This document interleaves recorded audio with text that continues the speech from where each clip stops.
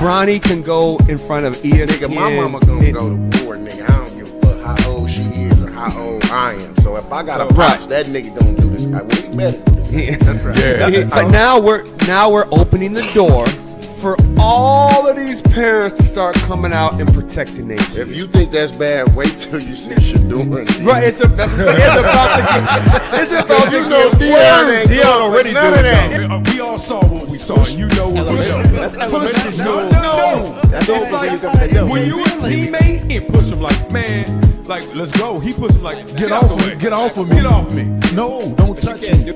Was it worth the $30,000? Now? In the moment. In that moment. Use up. You remember? Was it bingo night or was it?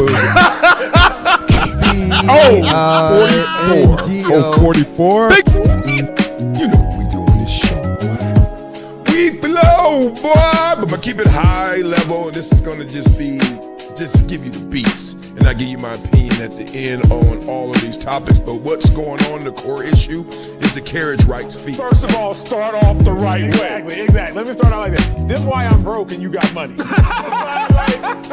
this whole Dak Prescott saga. What are those? On the field, I got metric after metric. He's a winner. Okay, he's number one in all categories for the Dallas Cowboys first 5 seasons. Off the field, unquestionable character. Like, the only thing you got on Dak Prescott is, I am undisputed. Oh, come on. And me playing basketball, and I just want to light up. He's getting up. And show. Yeah, we doing this for real. He's first. I want to go rebound. Shoot. This one? Cut that up, baby. This boy, it's wet time. That's what I do. I still don't know why this is a pick, except exceptional play by the defender. Look at that. 2 dudes reaching, and then he comes between them and say, let me split this bunk bed. And I'm out of here.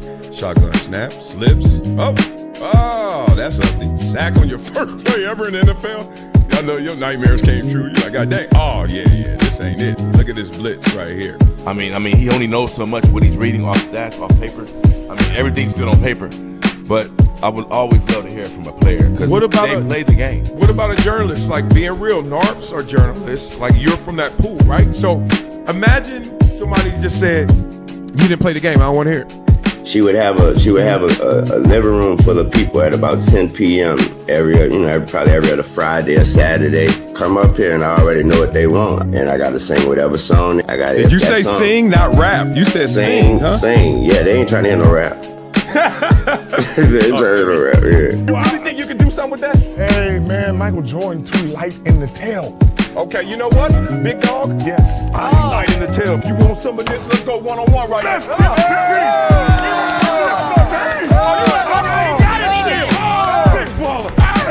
Everyone's playing the hits, but I'm a DJ. And one thing I know from my DJing experience is that you don't just play the hits. You play things that people haven't found out about yet. Discovery. Not up to me. I don't have this ego where I'm a buck, talk trash, and be like, yo, I don't like this. I don't like this. I'm gonna be like this. All right, I got enough talent. I got enough belief in me. I know what I want to do. Yep, let me go do it.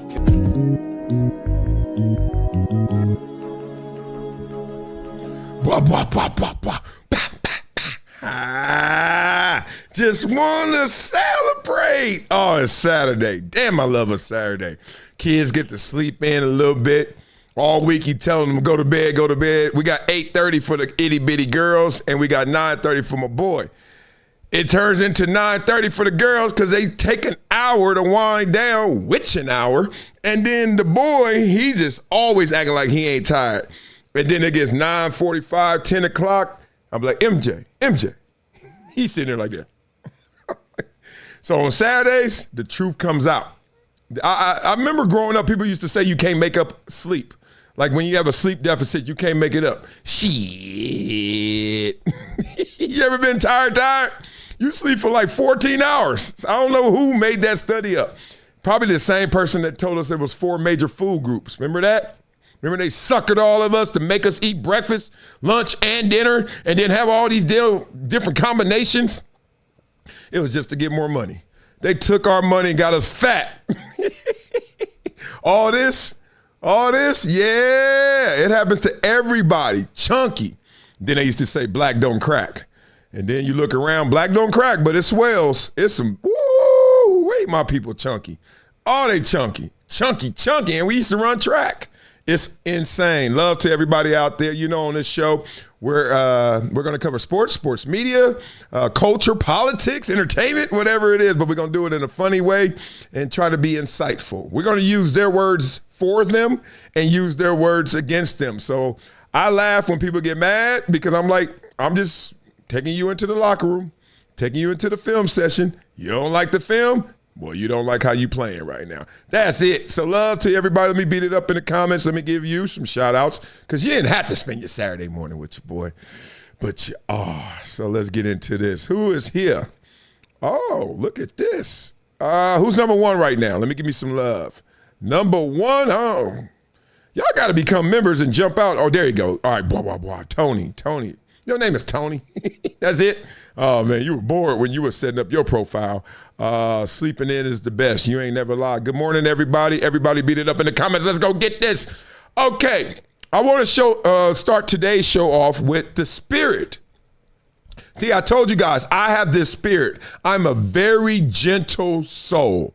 I'm a gentle giant. However, if you throw a rock in the water, there's going to be a ripple effect.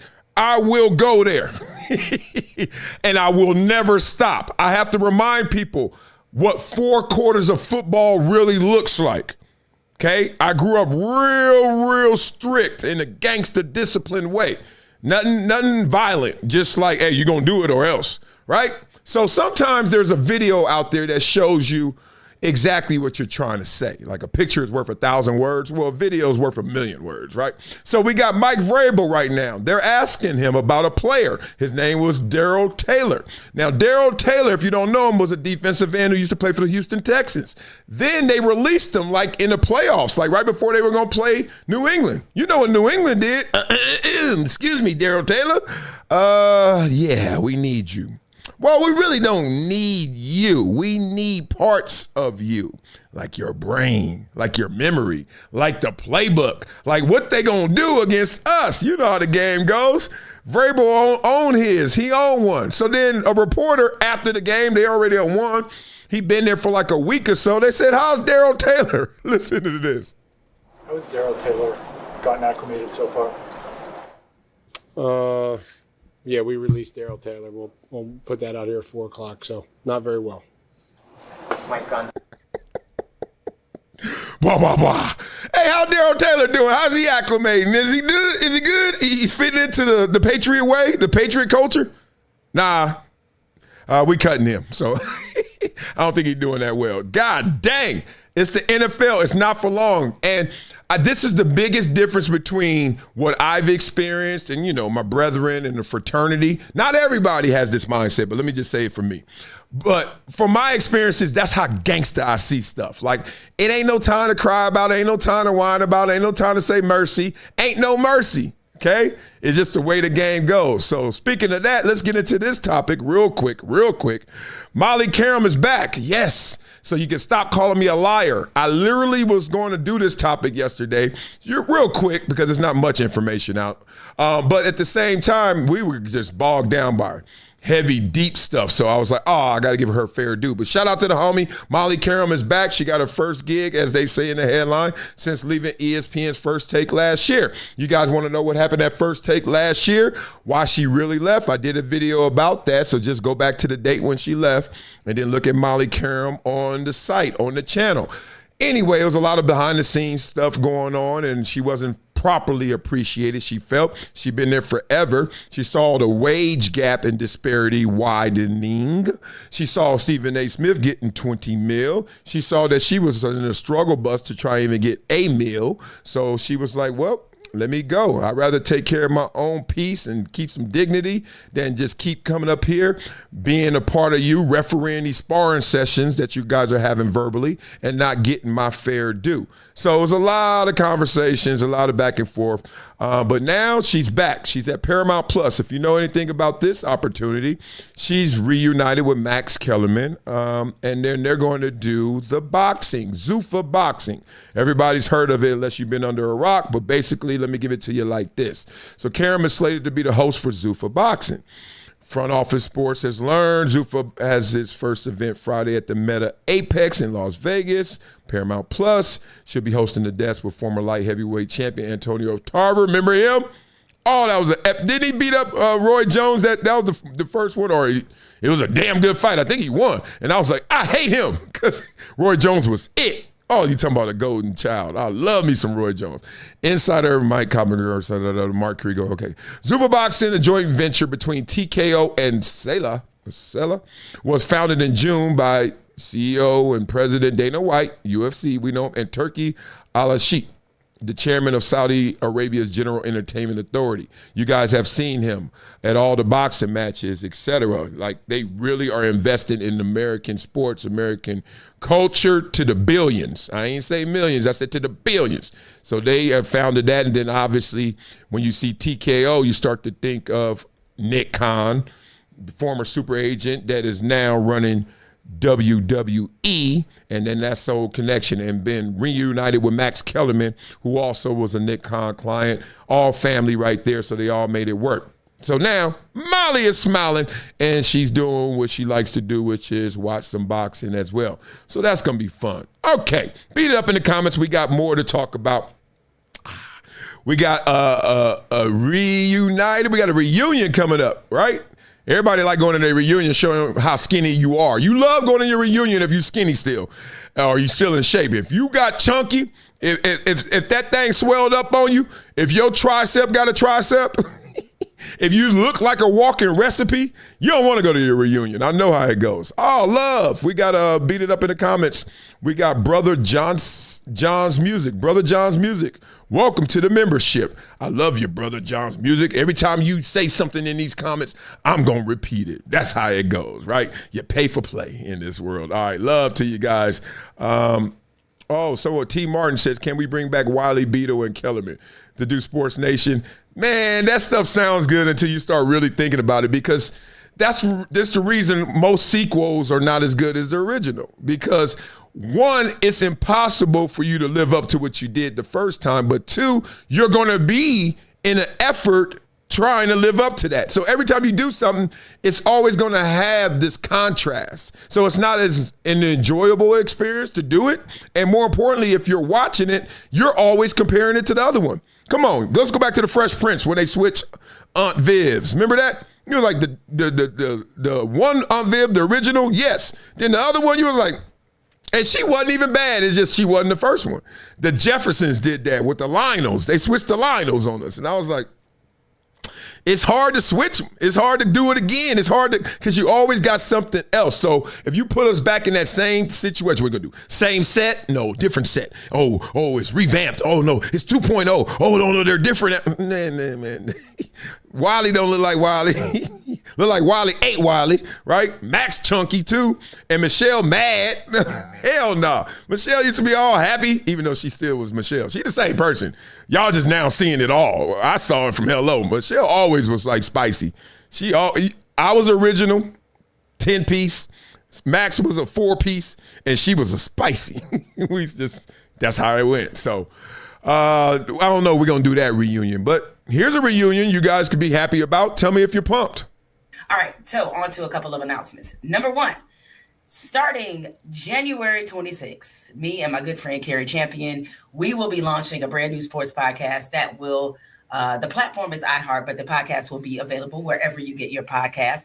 But super excited about this project. Once again, Cari and I are teaming up. The Wonder Twins are back. Mm-hmm. Definitely going to bring you all the foolishness that you have become accustomed to. Yeah. But while we will have a tremendous focus on women's sports, we're going to talk about everything. So starting January 26th, me and Cari 3 times a week, Monday, Wednesday, Friday, you can catch us. Our podcast is called Flagrant and Funny. Flagrant and funny, because we can be both. We can be both flagrant. We can be both funny. Sometimes we're one, sometimes the other. Sometimes we're both at the same damn time. You guys will certainly get a depiction of that with this podcast. The trailer should be dropping soon. I felt like it was dropping today, but I think it might be tomorrow. The trailer will be dropping. I think you guys will love it. We will bring that same energy as we brought to every time we've worked together. This is our third show together. We did a show before on Vice called Cari Champion Won't Stick to Sports. We were supposed to do a show together for CNN Plus before they decided to crumple that up in a ball and throw it in a wastebasket. And paid them a whole year's salary. So crumble me up, throw me away. Go girl. So we did a show together. We were that never aired. And I jokingly referred to that show as the best job I've ever had. I got paid for a whole year and never had to do any work. Oh, she said it. Well, never, not never. We were actually banking episodes before we ever went to air. The entire CNN Plus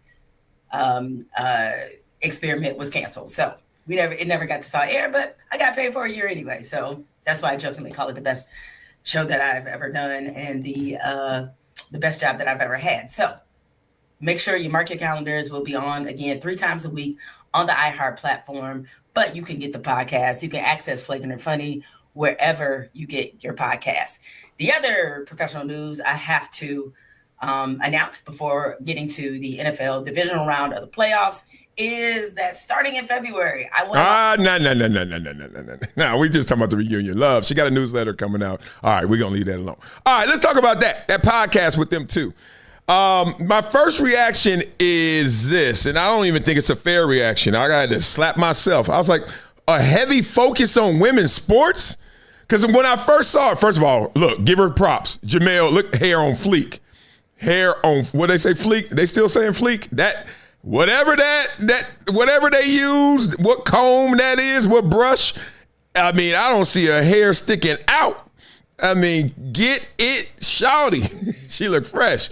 All right, now another conversation is the blondes, because my wife and I be having that conversation. I'll be laughing when black women be checking these white girls wearing braids, and I'm like, y'all show blonding out. Come on, I mean, if I wanted a blonde, I'll be doing some interracial dating. God dang, but do you?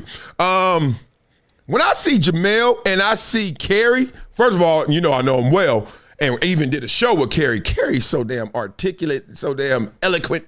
Jemele's so damn smart and deep, even though if she wants to go to, she gonna racify it. She gonna racialize it. But, hey, she believes it. It's with her conviction. She ain't Ryan Clark. She believes it. Like, it's deep. It's real. So, whatever.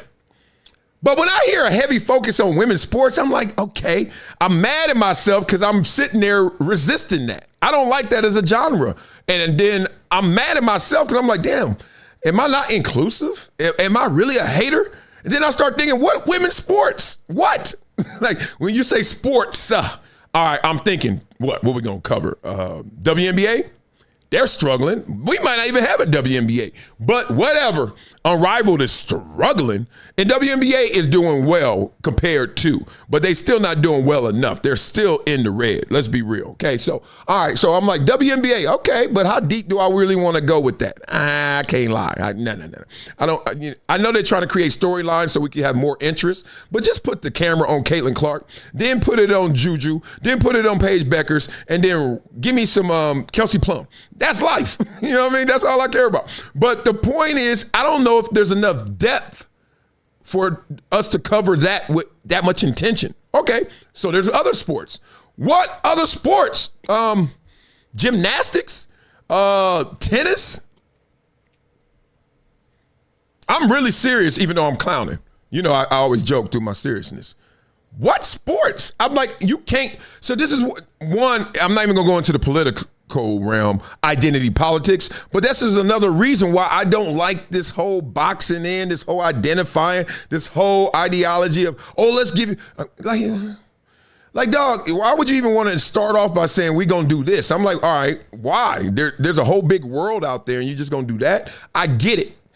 Okay, so somebody could be like, all you want to talk about is sports and sports media. Why don't you talk about everything? And I'm like, you're right. That's why now, as you can see, our show goes, the longer you stick with us, the crazier it gets, the deeper we go.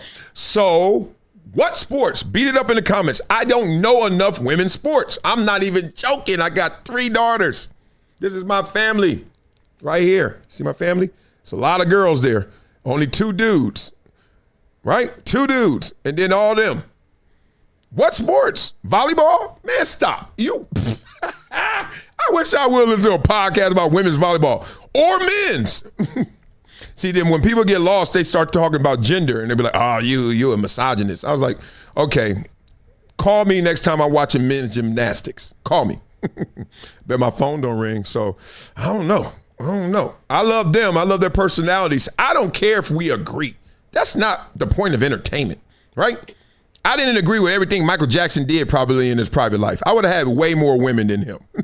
If I'm Michael Jackson, I'm not playing it off like I like women or not. I'm more like Prince. I'm like, Apollonia, yep, Vanity, all of them. Yeah, I would have been Prince, not Michael Jackson in terms of the way I act. So I don't have to agree with everything you said in your real life. And I don't. However, if you make Billie Jean, oh my God, you got me, dog. 4 days and 4 nights, I was on the side. Quincy Jones, God, dog. Anyway, so that's why I'm saying, what are they going to cover? Beat it up in the comments. I actually got to look at this. I really don't know enough women's sports that you can dedicate a podcast to. I know they have some, and I'm sure they're more successful than mine. It's not that. It's just like, are you serious? And they are so talented. If I really wanted to design a podcast for them, I would just say, be funny about real serious shit and just go. Like, just go. But don't take yourself too serious, because that's the thing. You know, the whole Stephen A. Smith dust up and all that. Like, there's a way to do it. The tonality of it. You can't come back 10 years and say, you should have did this. You didn't do this. No. Come back and be like, hey, dog, I'm glad you're still winning. We are too. Here's the thing. Back then, though, you was trying to make me lose. That's it. And then just like, because they're good enough to do it. Like, they're good enough. That's top. That's creme de la creme. Jemele Hill, Cari Champion. Don't be immature. Don't talk about the politics and all that. Just talk about how they get after it, the craft. I don't care if Larry Bird shoot like this. It goes in. You know what I mean? Stop worrying about the style points. They get after it. So I hope they get after more than just the women's sports that I don't know. All right, synchronized swimming. All right, see, this is why I don't want to go waste time in the comments. Come on, Asino the Wise, who's number 1 right now. He's really funny. He said one of the best jokes ever, but I can't read it. That is vulgar. No one is, y'all joking in here. I'm serious. Oh, okay, there you go. Combat sports, women, UFC, and all that. Okay, I don't want to divide them up, but go ahead.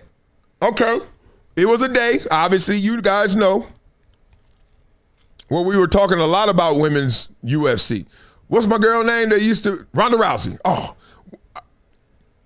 Ronda Rousey came on Sports Nation before Ronda Rousey was big. It was not a favor. Let me not do that. They really wanted her on to get her profile up. We met her that early. And literally, no lie, Ronda Rousey was the homie. Like, cool, I see her in LA, text here and there on just some like, oh man, everybody, not just me. So let me not act like that. We wasn't dating nothing. Ronda Rousey was cool. Like, just like, hey, you guys are really cool. We survived. We all out here. That stuff. Man, look. You look at it, you just like, whatever. Good guess. We always exchange information with guests a lot of times. I used to hang with Ray Shremmett. Remember them? The drummers backwards, ear drummers. You know, Mike Will made it. We used to connect and all that. Like, everybody would come on the show. We got them so early that they were just like not big enough to be like, And, so anyway, one time we on the show and we like, yo, Ronda Rousey is huge. We were like, yeah, I don't know if she gonna wanna like see us or hang again. Like, it was just a running joke. Like, damn, she blew up. But now, who's that big? Nobody, right? I mean, they may be better than her, but nobody's bigger than her. So we'll see.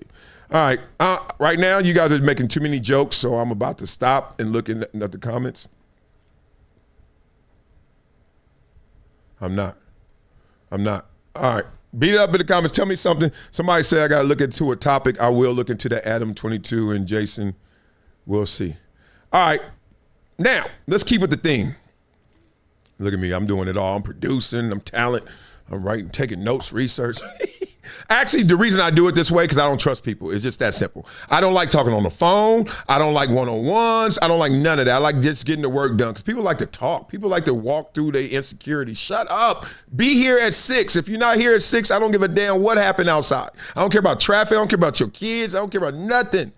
Because I know if I had $1 billion and I said be here at 6, you would. So I never believed that those issues are the problem, including me when I got an excuse.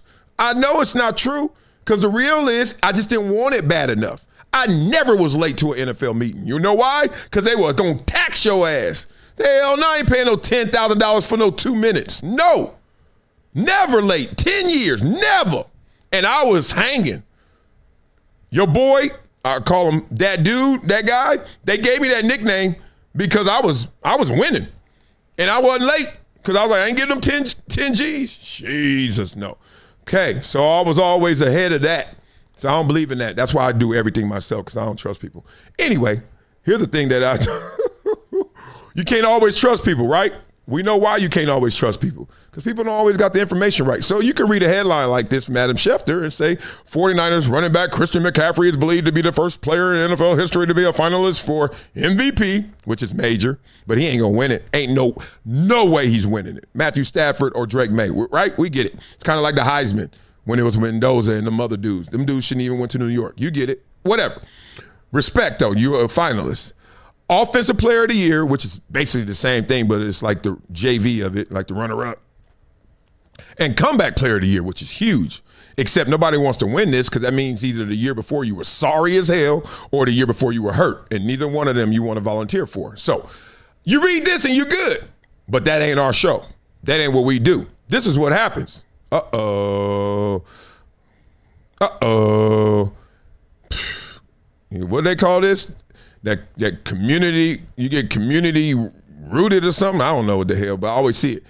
And then the fans were like, excuse me, Adam, Christian McCaffrey is not the first player to be a finalist for NFL MVP, Offensive Player of the Year, and Comeback Player of the Year in the same season. Show some respect, partner. Adrian Peterson was a finalist for all 3 in 2012. Show some more respect, partner. Joe Burrow was a finalist for all 3 in 2025. Not to clown Adam Schefter, just to tell you guys once again to reinforce how necessary this show is. Because if not, you just be like, okay, whatever, scrolling, right? And you'll miss stuff. And sometimes you miss some awesome stuff like this. Seattle Seahawks kind of came out of nowhere this year. Be real. Sam Darnold went there the offseason. You were like, you know, they over there, they drafting JSN, and you're like, okay, he a beast, but a receiver ain't never changed the fortunes of a franchise like that. You don't win a championship because of a receiver, do you? Do you? You know, do you? Everybody always say Jerry Rice, but you be like, do you remember that defense? Do you remember Joe Montana? Yeah. You remember the running backs? And, you know, Roger Craig and them? Okay, so it's really tough. Like Randy Moss, did he win a championship? Nope. Who else? Let's go. T.O., did he win one? Nope. And then who's third? Jerry Rice. Yes. So 2/3 of the top 3 don't even win one, to the point. But Seattle, they in the running. They in it to win it. But damn, mind. The mentality of this team is going to be highlighted right here because they saw this coming, even if we didn't. The Seahawks put out a video of McDonald talking to the team in their first team meeting before OTAs. All right, we got everybody. Man, this is pretty awesome, huh, guys? Let's go. This is awesome. We got a hell of a program ready for you guys. One of the things I want you guys to feel going through this program is that we have a vision for you and this football team. Here we go, fastball! But today, all right, I'm going to take you here now, so stay with me. I want us to just take a minute here and fast forward to January NFC Championship. It's 30-something degrees. All right, it's wet, it's windy. All right, shitty for them, okay, but it's just right for us. Say it, Coach. We're loose. We're focused. All right, we're confident. We just spent the last 9 months stacking every opportunity that we had to put us in that position. I got one question. Do y'all feel it? Yeah. We send a message. Let them know that we the best in the world. Team across from us in the other locker room, okay, they've seen the tape. They know what they're in for. 11 guys playing as one. Every snap. They know that we're like that. They know we like that. Fire to the end zone. Ball is caught. They know that they're facing a bunch of men that won't give up. They know they'll face a team that won't die and won't quit. They know. It's inevitable. So let's go to work. The McDonald's. Blah, blah, blah. Man, what I take away from that is what we all should take away from that. Like, don't let nobody ever diminish or crowd your belief in yourself and what you're working on, what you're going to do. Because they will. The world is just built that way. You want to know why? Because that's how you have the energy of life. You got to have contrast as relative. Seriously. So in all seriousness, if you ever look at a battery, like you get this new gadget for Christmas, you're pumped, your kids are pumped, everybody pumped. You need one thing. It already came assembled, you ready. Just got to put the battery in. You ever look at a battery? Look at the battery. Spin it around. And then you look at the top, you say, what's that? It says positive. Then you look at the bottom, what does it say? Negative. When you put it in, you see that little thing that got that little coil that be pushing you? Be like, man, move, coil. You got to push it back and then put the battery in and let it go and don't hurt your finger. You like that? What does it say right there? Negative, right by that coil. Then what does it say at the top with that little thing, that little nub with that little pimple on it? Positive. That's life. That's why I laugh when people whine and cry. I'll be like, me? You want me to wipe your tears? I will. But we still gonna do what we gotta do. We gotta run this hill right now. Oh man, we ran it. You throwing up. He cramping up. So the hill don't care.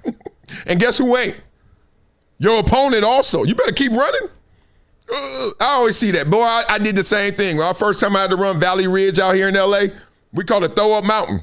Then we had to go from there. Once you conquered that, take your ass over there to them sand dunes. You ain't running them. Even if you get up once, you ain't getting up twice. You ain't running it. Coach looking like, you finished? I think you still got some more in there. Go ahead. You want me to help you? And I love that, and I want that. So, Coach, thank you, Seattle.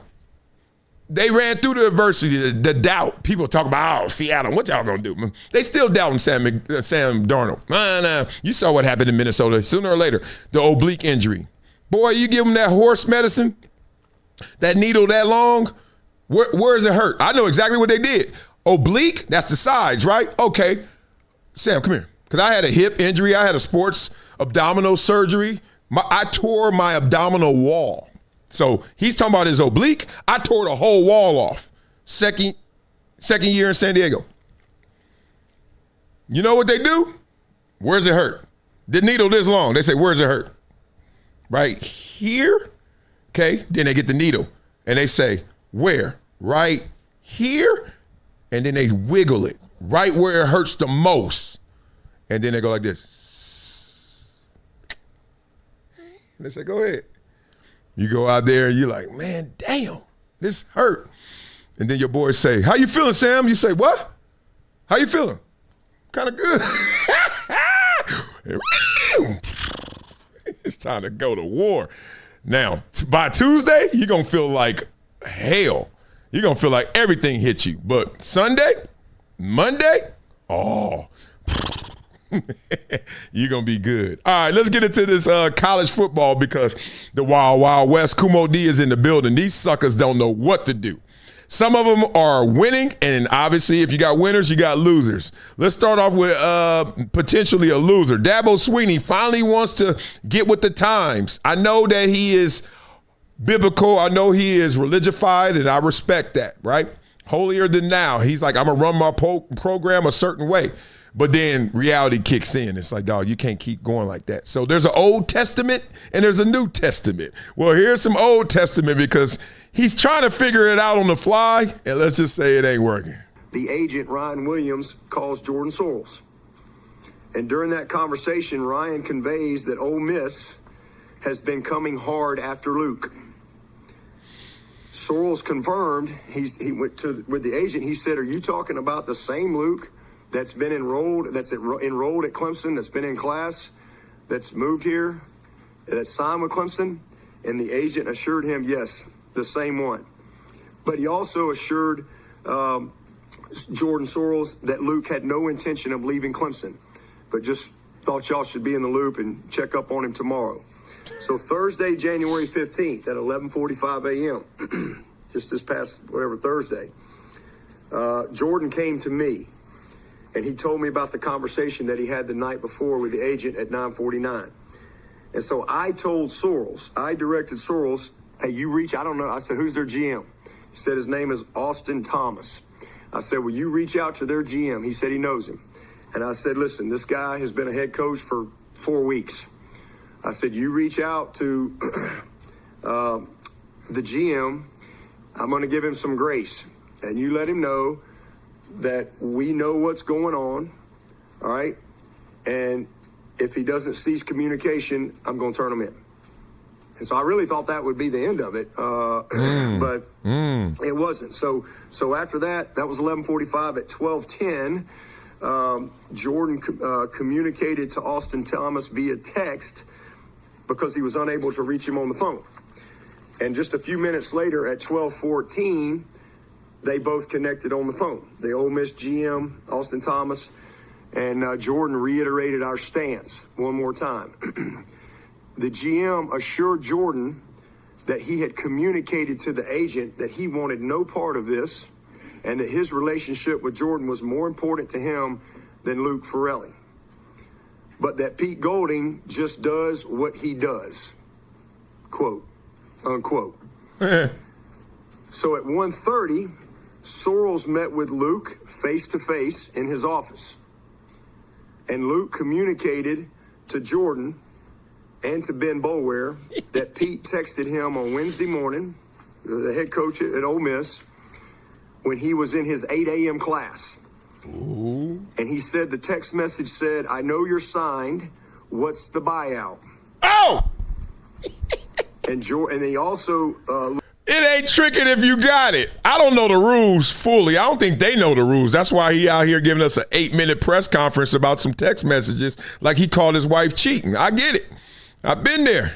When you like, yo, I got some receipts here. You don't know what I know. Let me let you know what I know so I can get the real truth from you, partner. Right? Come on, man. But God dang, Dabo, have some dignity. Like, what are the rules? Beat it up in the comments. Let me know what the rules are. Once you commit in the transfer portal still going on? Yeah, because I still hear guys signing. So if it's still going on, even though you say, look, I'm here, I'm committed, you can transfer again in the portal. No, you can keep bidding on services until it ends, the deadline. No, just fill it in as we listen to this. This is hilarious. Luke said that Coach Golding also texted him a picture of a $1 million contract.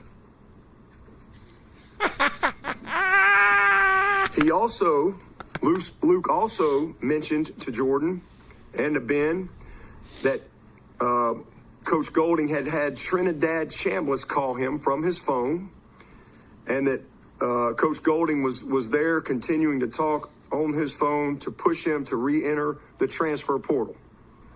Okay, now I flipped. I was thinking Dabo was going to be my villain in this movie. No. Whoever this player is, what's his name, Luke? Whatever? Come on, dog. Stop acting like you don't know how the game go. To even get to Clemson, you know you were using Clemson against somebody. Maybe it wasn't Ole Miss. Maybe they came in late. But whatever you getting at Clemson obviously ain't $1 million because Ole Miss is like, we could be New Miss. Here's $1 million. What's up? And you getting mad? You hating the coach? No, I hate the game. It's still open season in the transfer portal as far as I know. And why you not taking this as flattery and compliment? Or maybe you did, and then you took it to the wrong coach. Because if you take anything to Dabo, say, hey, coach, guess what? They still trying to get me. He probably thinking, what? They trying to make us pay more? No. Calm down, dog. I'm just letting you know I'm here. I'm loyal, but this is what's going on behind the scenes. They still at me. They think I look good. And he like, well, you do look good. That's why you're here. You're part of our program. But let me see what you got. Coach, chill. It's all right. I got it handled. I got here, didn't I? I'm only where I want to be. But this is just crazy. Look what they doing to this kid. I don't know if he a kid now in college. He might be older than me. Point being, this is just too much. But it's fun. It's entertaining. And it's enlightening. Keep going, Coach.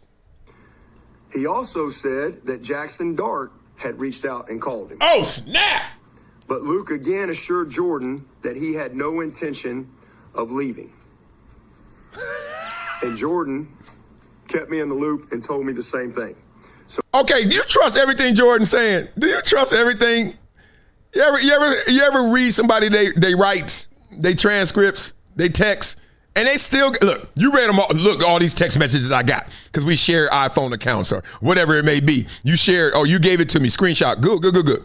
You know they got a WhatsApp too. You got those? You got Jordan's WhatsApp? Huh, Coach? You got it all? You sure? You trusting everything? You gonna put your whole reputation on the line for one player who is coming clean? You sure? We had a staff meeting on Friday morning, January the 16th, the last day of the portal. At 11:20, Luke called Ben Boulware and told him that Mississippi had reached out again, even though I had kind of let them know the day before, had reached out again, and they had not only reached out, but they had upped and doubled their offer. But Luke told Ben, hey, it's all, we're good. And so Ben told Luke to come to the office and see Sorrells and Coach Sweeney and let them know, hey, everything is okay. So when that was over, Ben then texted Jordan Sorrells, and he let him know that Ole Miss had raised its offer to 2 years, $2 million. And again, that he had told Luke to come over and see us and let us know that everything is good. So at 11:57, I was going to stop this, but I can't lie. I am fascinated. That not only fascinated what's really going on, because, I mean, we all can expect this. You can't just see somebody get $6 million and think it was just so clean and smooth, and all they did was send one email, and you replied, and you wrote back with an emoji. Like, yes. Like, no. We know it's dirty. They negative recruit each other. This is the part that just cracks me up. And I'm not being accusatory of Dabo, but at the same time, I kind of am, because I know the game. I know the industry. Dabo, you had to be on the other end of this before when you trying to get a recruit, and he talking about Alabama. You like, oh, let me just tell you about Alabama. I used to be there, and I know Coach Saban.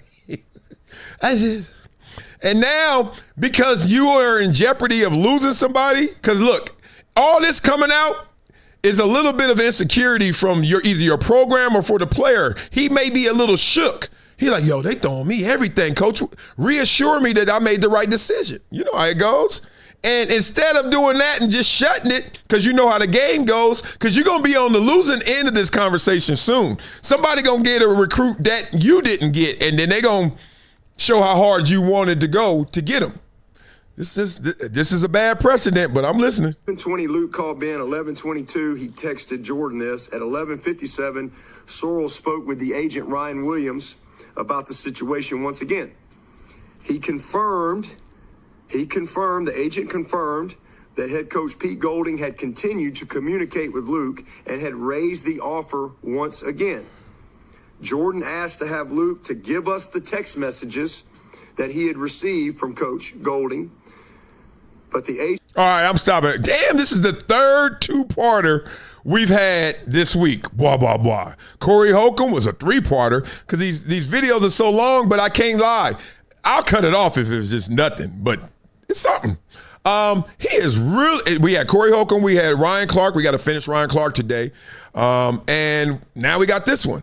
Here's the thing. Oh, God. I'm just telling you, my son is 10 years old, nowhere near recruiting on this level, but still getting recruited in terms of, oh, can he play football here, flag football? Oh, can he play basketball here, AAU? Yeah, I mean, that happens all the time. How old is your son? 10. He 10? They see the height. Really? He still got an afro? He ain't never cut his hair? Oh, he got old school traits. We like that. Boy, ain't never been to a barbershop? No, he don't care about stuff like that. Okay, good. He fast too? And he can play? Well, we got a program right here. We got Paul George Elite. We got this and one over here. Like, you know, that's how it goes. It's okay. But we know how it goes. I'm not going to all of a sudden come on here and say, look what happened. This guy, we were at the snack stand and he recruited us to go here. And then I said, no, we're going to stay here. And then he's like, no, I'm going to send you this information. Like, I just think that fathers, mothers, maybe even some enlightened kids are going to look at this watch this in real time right now, or someone's going to bring this back. And they're going to say, nah, we good. It's messy over there. This is just messy.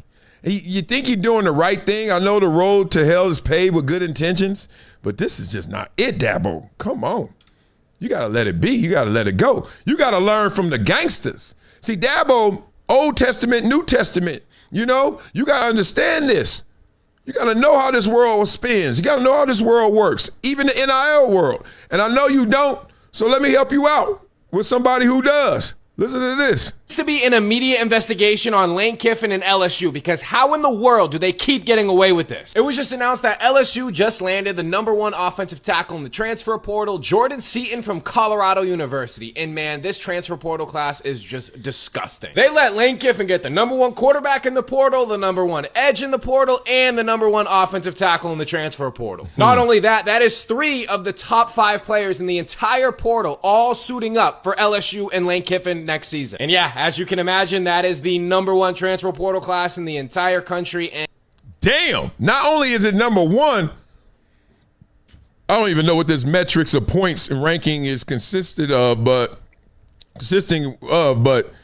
I know 87. If I'm in a class and I got 87.8 and the next highest grade is 63, oh please, what y'all doing? Y'all need to go to that other class, you know, that little small class in that short bus.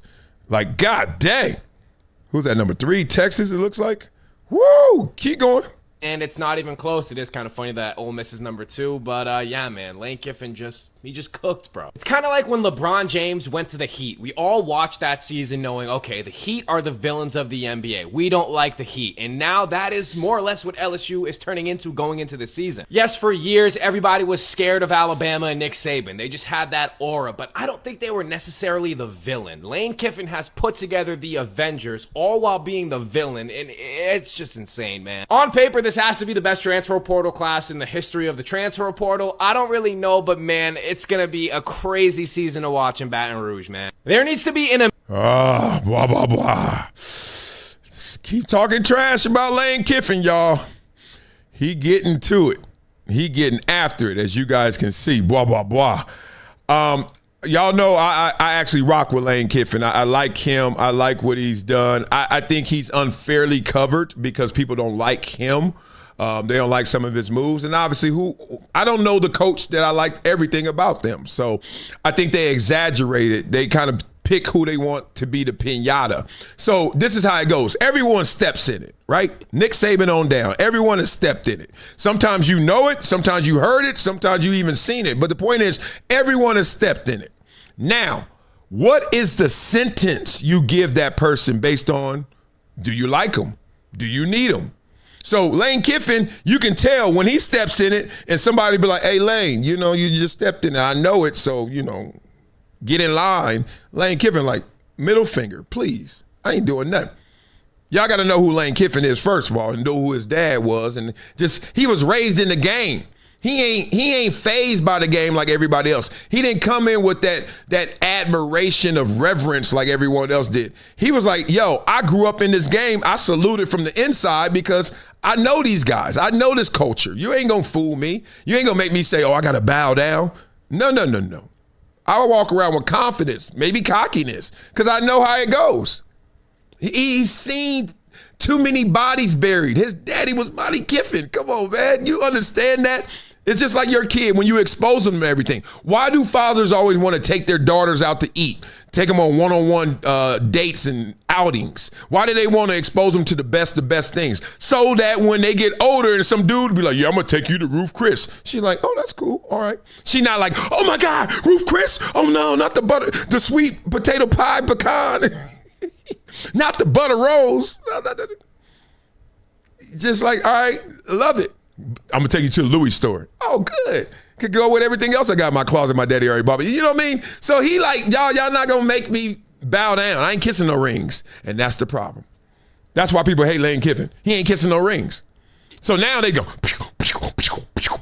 and he just keep going, RoboCop. I love it too much, man. Let's keep going, y'all. Beat it up in the comments. Y'all are flowing in these comments. I don't know what the hell y'all talking about, LSU. Yeah, Francisco Aguilera. You better get in the top 3, Francisco, but I love you, big dog. I know you were here. He says those checks coming out of LSU looking a little different now. Yes, they are. They added another comma, it looks like. Like, oh, that was cute. Let's add another comma, right? So that's how they go. All right, 4 figures to 5 figures, 5 figures to 6 figures, 6 figures to 7 figures. It's real out there. All right, let's keep going. I love this college football stuff before we get into the deep, spicy stuff. I don't want to be a gatekeeper for college football. Well, then don't. Oh, Ralph, you are. I generally hate that approach. Everybody is welcome. But I love us. I do the same thing, Ralph. Let me let you know, I'm open-minded. But on this one, I'm closed. Generalist sports media is mostly really bad at talking about college football. Oh, generalist sports media. What do you mean by that? Okay, well, let's look no further than Friday's episode of They Want to Go on First Take, which took place as news broke. Y'all know there was breaking news yesterday that the college football playoff will remain at 12 teams for the 2026 season. I was wrong. Someone had told me they were going to go to 16 and then the next was 24. And they said it was going to happen this offseason. I got bad information and I'm bad for relaying that information. I thought it was going to be that. I ain't even have to tell y'all that right now. Y'all probably forgot, but I thought it was going to be 16. It's not. It's 12. Okay, so rather than breaking down the nuances of that development, including the ongoing standoff between the Big Ten and SEC, y'all know that battle right there, and we're going to talk about it. We got a topic on that battle. It's getting real out there. Let me see if I can do something right here. Let's see if that works. Oh, that works! Somebody always said, hey, hit that button, Wiley, so you get rid of all your damn tabs. I'm maniacal like that. I got tabs everywhere. Rather than breaking down the nuances of the development, including the ongoing standoff between the Big Ten and the SEC, the show devolved into a debate regarding the changes that will take effect for the 2026 college football playoffs. Okay. Never mind that these changes include each of the Power 4 conference champions receiving automatic bids. Y'all heard that, right? Power 4 automatic bids if you win the conference, and Notre Dame automatically qualifying with a top 12 ranking. So now they're going to start rigging the rankings if they ain't feeling Notre Dame. Because if Notre Dame is top 12, don't even talk about it no more. We ain't having this year. Miami wouldn't have been in, right? Notre Dame got that dough. Okay, Notre Dame different, y'all. They got that clout and that dough, so don't mess with them. Were announced months ago and were already going to be implemented whether the 12-team field expanded or not. That didn't stop Stephen A. Smith, Cam Newton, and Ryan Clark from debating the adjustments as if it were new information, with Newton offering the most curious commentary regarding the Fighting Irish's new advantage. Uh-oh, they saying Cam did something. Damn, Cam, damn. They saying he did something. Well, let's hear what he did. Basis. Bump Notre Dame. And I'm going to tell you this. When you start to think about all these different things that the preferential treatment that Notre Dame has gotten, will get, and will continue to get, that's why I'm like, bump Notre Dame. It comes down to a point where now you start to say, Cam, you bitter. SEC is dead. That's cool. Oh, man, whatever. Notre Dame hasn't been relevant in years. They were just in the national championship game 1 year ago.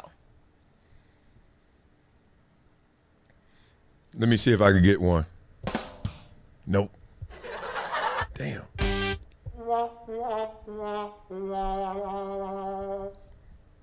Yeah. Yeah. They haven't been relevant for years. You take that one national championship with Coach Freeman out of the equation. That's what I don't do, and that's what I don't like when someone does. And y'all know Cam Newton is my favorite media personality right now. Whoa. Oh, man, look. I don't like Shaq. Shaq can't play. Shaq ain't good. Man, if he wasn't 7 feet.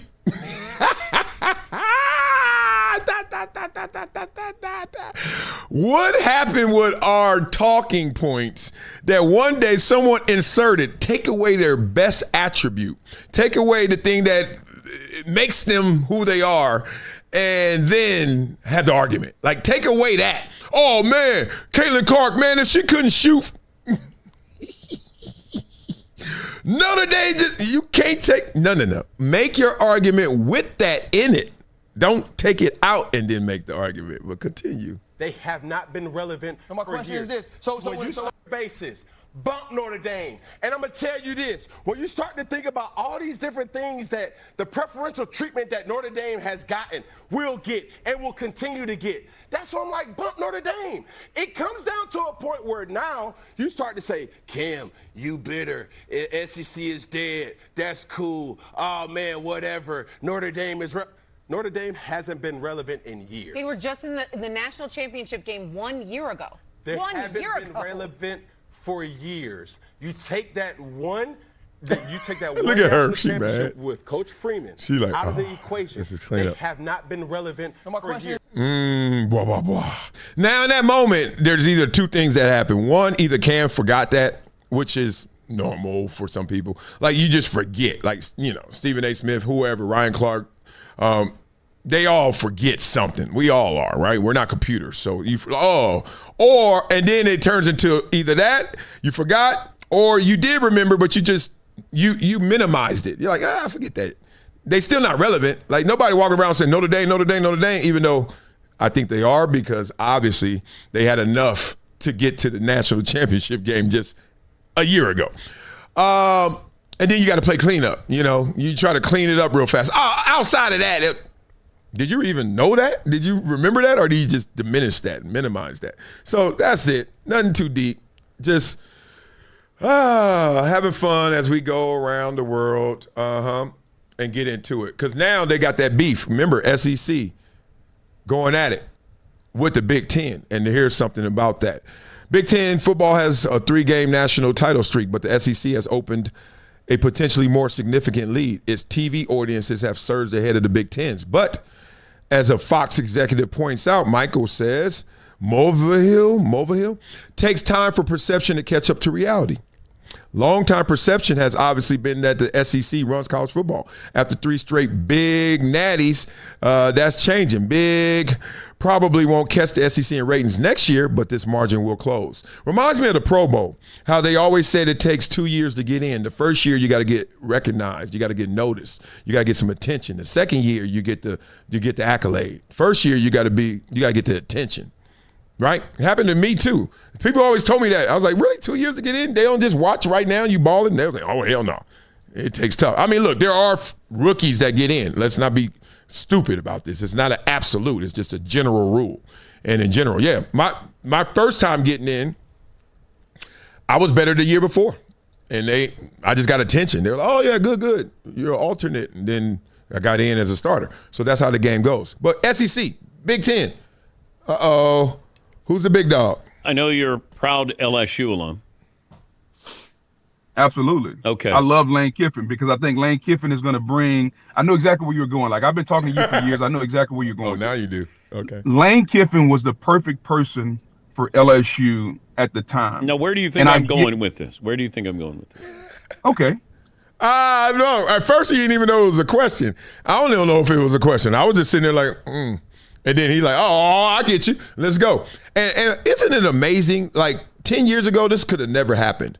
Like ESPN, everybody was just so stubborn to like, no, we need you in studio. We need you in a suit. And we need you here on set. We need to fly and spend 3 days for a 3-hour interview. And like now they're like, man, look, as long as you got Wi-Fi, you could be in the car, pick up your kids. Who give a damn? I love it. My idea was that you were going, did I like the way it all went down of him coming from Ole Miss to LSU? Now, did I get that right or wrong? Okay, wrong. I'm sorry. Go ahead. Yeah. Go ahead. It feels like this is the end of the SEC from the standpoint of everybody responding, overreacting that the Big Ten has had 3 consecutive national champions. And, oh, my gosh, they're spending money. And I saw where I think it was Matthew Berry does college football for the mothership. It was like LSU is the final hope for the SEC. Like, what happened here? That the SEC now hanging by a thread, and oh my gosh, look at what the Big Ten has done, and what's the future of the SEC? I think we have recency bias, and we always have, and we always will. The Big Ten has won 3 in a row. Right now, the Big Ten is the preeminent college conference in college football because they've won 3 in a row, and they've done it with 3 different teams. I think when you look at most people, and Nick Saban said it best, this era of college football has been changed based on the NIL and transfer portal. And Saban said it best. It's hard to get kids from down south to go up north unless you pay them. Well, guess what? We're paying them now. And I know he said that I know he said that tongue in cheek, but there's some validity to it based on the conversation you and I've had. I'm a Southern boy. Like, I enjoy going to New York to visit around the holidays and seeing the tree at Rockefeller Center and all that good stuff. But Boog like the South, baby. But I think because Mark Cuban in Indiana, because Ellison, I think I have his name right, the big Michigan booster, and all those guys, like, because there's so much money in these northeastern and schools around the country, you're getting players that normally set in Tuscaloosa or set in Athens or set in Baton Rouge and waited their turn. They're like, why would I wait and play 2 years when I can go play 4 years and make $1 million? And yes, everything you said right there. And it's not like it has some validity. It is what it's all about. Like, we lose sight of this so often, that life is a sandwich, and no matter how you flip it, the bread comes first, right? And we lose that in marriage. People forget that how much of it, the vows is just a business transaction, right?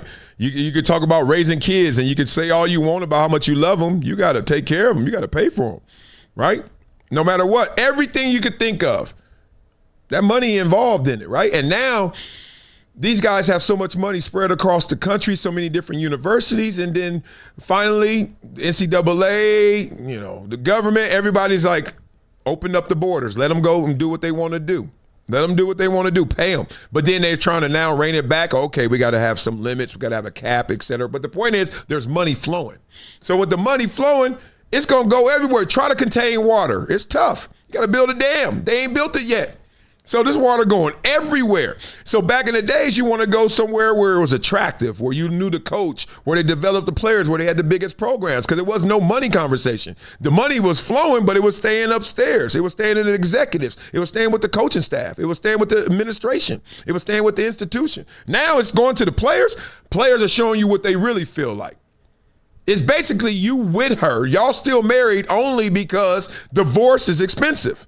She ain't got no money. She like, that's the old way. I ain't leaving him because where I'm going to go, girl? Where I'm going to go that's better than this? So y'all stick it out, or you stick it out for the kids. But let her have her money up, Giselle and Tom Brady. Let her have her money up. She not only will cheat on you, but then divorce you, then try to go after your money when she even had more money, and then be with the dude she cheated with if she got hers. These players ain't no different. Now they showing you what loyalty look like. They showing you what they really desire. They don't give a damn where they play, as long as you paying them. And so now the playing field has become leveled, so to speak. But all things are cyclical. But make no mistake about it. And I'm telling you and your cronies right now the same thing. Cronies. The best conference in America is still the SEC. And if you don't believe me, just ask Greg Sankey. Oh, do you think Greg Sankey would go, no, Booger, it's the Big Ten. You know better. It just feels like, hey, now everybody can pay. And as I was told, you either have tech money or oil money. And some of these schools in the SEC do not have tech money and oil money. And these other programs.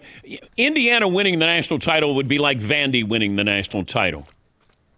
And Vandy won, 10 games this year? Yeah. So Vandy was close. Vandy was on the precipice. Yeah. Because, to your point, which would I rather have? I'd rather have oil money because oil money is pumping daily. It's coming out of the ground. So at some point, the tech industry goes up and down. We've seen that. Just go back and look at our stock market over the last 40 years. Tech goes up and down. You know what's not going up and down?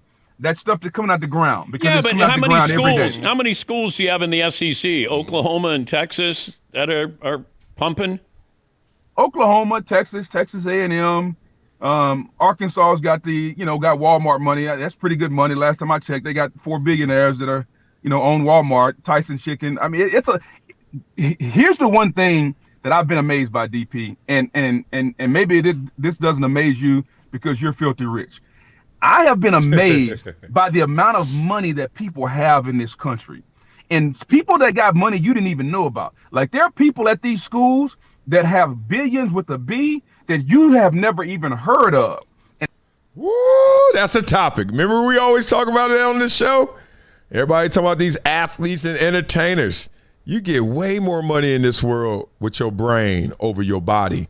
I don't know why this country, I don't know why the media, I don't know why the world really wants to distract people and show them, oh, look at that guy. Look at LeBron. Look at Tiger Woods. Look at Michael Jordan. Michael Jordan making $200 million a year off his licensing deal with Nike and his shoe.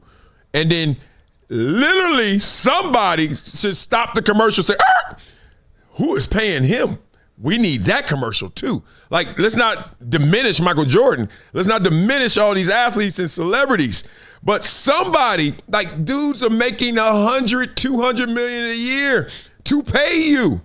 The owners, we need more commercials of the owners. It's fascinating. It's fascinating. Continue. And they've come out of the woodwork since NIL has become like the thing to be, because they want to be like, they want to be known. They may not want the microphone, but they want people to know, hey, I'm helping school X, and I can do it because I'm a billionaire with the B. Yeah. Yeah, blah, blah, blah. Yeah, that's taking me right in my wheelhouse. That's taking me right to why, I told you what got me to go to college in New York City, the North, I guess. What? That's how y'all call it. I call it the East. But whatever. Was simple. Coach was like, you want to go somewhere and carry the torch, be another SEC type of player, be on the bench for 2-3 years, and then finally get your chance and see what happens while you fight 5-star after 5-star? You want to do that, Wiley? Or you want to come here and light the torch? Yeah, we sorry. Yeah, we Indiana. Yeah, we like that. No, nobody cares. But you can make them care. And then that was like getting me to the edge, and I was like, that does it. But then they hit me with the line of, there's only 3 NFL Ivy League players right now currently. This is in 1992. There were 3. He said, we only got 3 players in the NFL, but we have 6 owners. Wiley, put it on my jersey, number 5. Let's go, Columbia. Simple as that, man. And I just get amazed how this world will not put them on the level they deserve, which is the biggest brains, the smartest people. That's why they say the nerds are the new rock stars. Like, dog, stop clowning that dude. That dude is amazing. He's going to change the world even more than you are with your touchdowns and first downs. So the world did change. Let's talk through it. The lessons that can be learned from this Indiana team in terms of not letting people apply a ceiling to you, not letting people define you, not letting external forces define you with labels and their expectation of you, I think is something, I don't care if you're in little league sports, if you're in college sports, professional sports, I don't care if you're in sports at all. I think it applies to any of us in any job, in any facet of society, right? Because Indiana, everybody told Curt Cignetti what Indiana was. Everybody ascribed the expectation to him when he got there. Everybody told Curt Cignetti who he was. So if you can't take inspiration from that and saying, okay, I'm going, and I'm not saying that we're all going to have the success of Cignetti. I'm not saying that we're all going to end up with our whatever our relative 16-0 is. The point is more to let yourself define, as much as you can control, let yourself define where you land, who you are, put your own expectation on yourself, and what we all want to do in life, look in the mirror at the end of the day and say, you know what? I did everything I could. I did everything I could. Blah, blah, blah. And let's just finish this point right here because it's huge. Huge point. For whatever your 16-0 is, like he said. Remember this. I take you back to the special teams room. Remember this. As he said, you're not guaranteed to have the success. I think people get caught up in the wins and losses. They get caught up in success and failure. That's not the scoreboard. The scoreboard is the process. You really got to hone in on it. You really got to almost rewire your brain because we all have been socialized to think about the end game. You got to just think about the tortoise and the hare, that cartoon we saw growing up. The reason why we saw that cartoon was the hare is thinking about winning. So then the hare is in the lead the whole time. And the hare starts getting distracted because of all the things that come from winning. And then next thing you know, the hare is not caught up in the process. Meanwhile, all the turtle said is one more step. Go dunk, ga dunk. And if you just take one more step, you'll end up beating somebody who's supposed to win, who thinks they're winning, because they all get caught up in the distractions. They get caught up in everything else. What people saying against me, what people say about me, what people like me, what people hate me. Oh, man, you see it. So then what's amazing about what he just said is Curt Cignetti said, I'm going to tell you. You ain't telling me. That's the spirit. Simple as that. I'm going to tell you, even if it doesn't work. So in the special teams meeting, coach told us simply, he said, look, if you guys give me your all, I cannot guarantee you'll block a kick. If you go 100%, I will not guarantee you will block a kick. But if you don't go 100%, I will guarantee you ain't blocking the kick. You catch that? That's life. I can't, look, go 100% in life. I can't guarantee you're going to make it. How many kids you know? I grew up with kids. I grew up with dudes, my homies, that worked as hard as me. Maybe some worked harder. I can't go there because I know I was sneaking reps at the crib. I'll go to practice with them. We'll do the extra workout together, and I'll go home and do some more. How do I know he didn't go home and do more? How do I know he didn't go home and do more than I did? Show up the next day, oh, man, what you do last night? Oh, man, just did my homework, played a little Odyssey. Y'all remember that game system? Odyssey. I used to play KC Munchkin. That's it. I ain't telling him I did 50 more reps. I'm trying to sneak this fool. As much as he my teammate, he my competition. Our scholarship ain't going to both of us. That NFL draft slot ain't for both of us. So go 100. Go 100 and then see what happens. That's it. Instead of go 100 and it's going to work. That's what breaks people. Because when it stops working or it's not working yet, or you're the tortoise and you're like, yo, I'm behind. No, you're not. Are you still taking another step? You're all right. People don't want to do that. They want to do it the other way. That's why you see all these 5 stars get broken and don't make it. That's why you see these phenoms, these man-childs. What happened to him? You always say that. What happened to him? I'll tell you what happened to him. And he ain't going to say it. So then we got to sit there and pander because he just lost his way. Your ass became the hair. That's what happened to you. You know what comes with the hair? Watch the cartoon. Boy, I used to love that cartoon every time it come on. It was crazy. Real spit. Real spit. All right, let's get into this conversation because, whoa, I never saw this coming. Colin Cowherd calls out ESPN. I ain't see this coming. This is why I love Colin. That's why he's the best at the radio. Him and Dan Patrick. I got to say Dan. I love Dan too, but Colin is it. Woo! I ain't see this coming. All right, let's beat it up. Thank you. Real Game, Wiley. Art by Odell. Yeah, this is what this show's about, man. People think this show or think the spirit of what I do in calling people out or showing them film session and showing what their words are. It ain't calling them out. If you said it, I'm going to just expose it and give you more credit. Or sometimes debit because you shouldn't have said it. It's okay. Put me up there too. I don't care. I know it. I know the game, but my kids will watch my show more than you guys will. Because when I'm dead and gone, they're going to be like, I miss my daddy. Well, here I am. Here I am, kids. Don't make me cry right now, but here I am. I love you too, okay? That's why I do this. I don't do this to be I know all these people. Some of them want to act funny, and I call them out when they act funny. That's it. It's love. It's really love. I don't know why people don't think that. All right, so here we go. Here's something interesting. I like this comment right here. Oh yeah, where's it? Here we go. I'm sorry, I missed this comment. It was a really good comment. Paul Thomas says, Marcellus, I love when somebody write that Marcellus in here. They're like, read this. I know I'm Marcellus. Same thing with Ben Carson and Brad Holmes. Jobs with brains, less important to black community, in my humble opinion. Yeah, I don't want to make it racial always, but I got to make it racial sometimes because we in last place, if not second to last place, in 17 major socioeconomic categories. So whenever somebody want to clown me and be like, Marcellus, you ain't black enough, you ain't hard enough, you ain't down, you ain't on code, you ain't with the community. I said, nope, I'm not a loser. What I'm a part of, we winning. So unless you want to give me some of this steering wheel so I can help drive it, you want me to take the wheel? I'm not listening to you, activists. You got us here. It's enough. Enough. I know a different way. You want to go a different way? Let's be accountable then.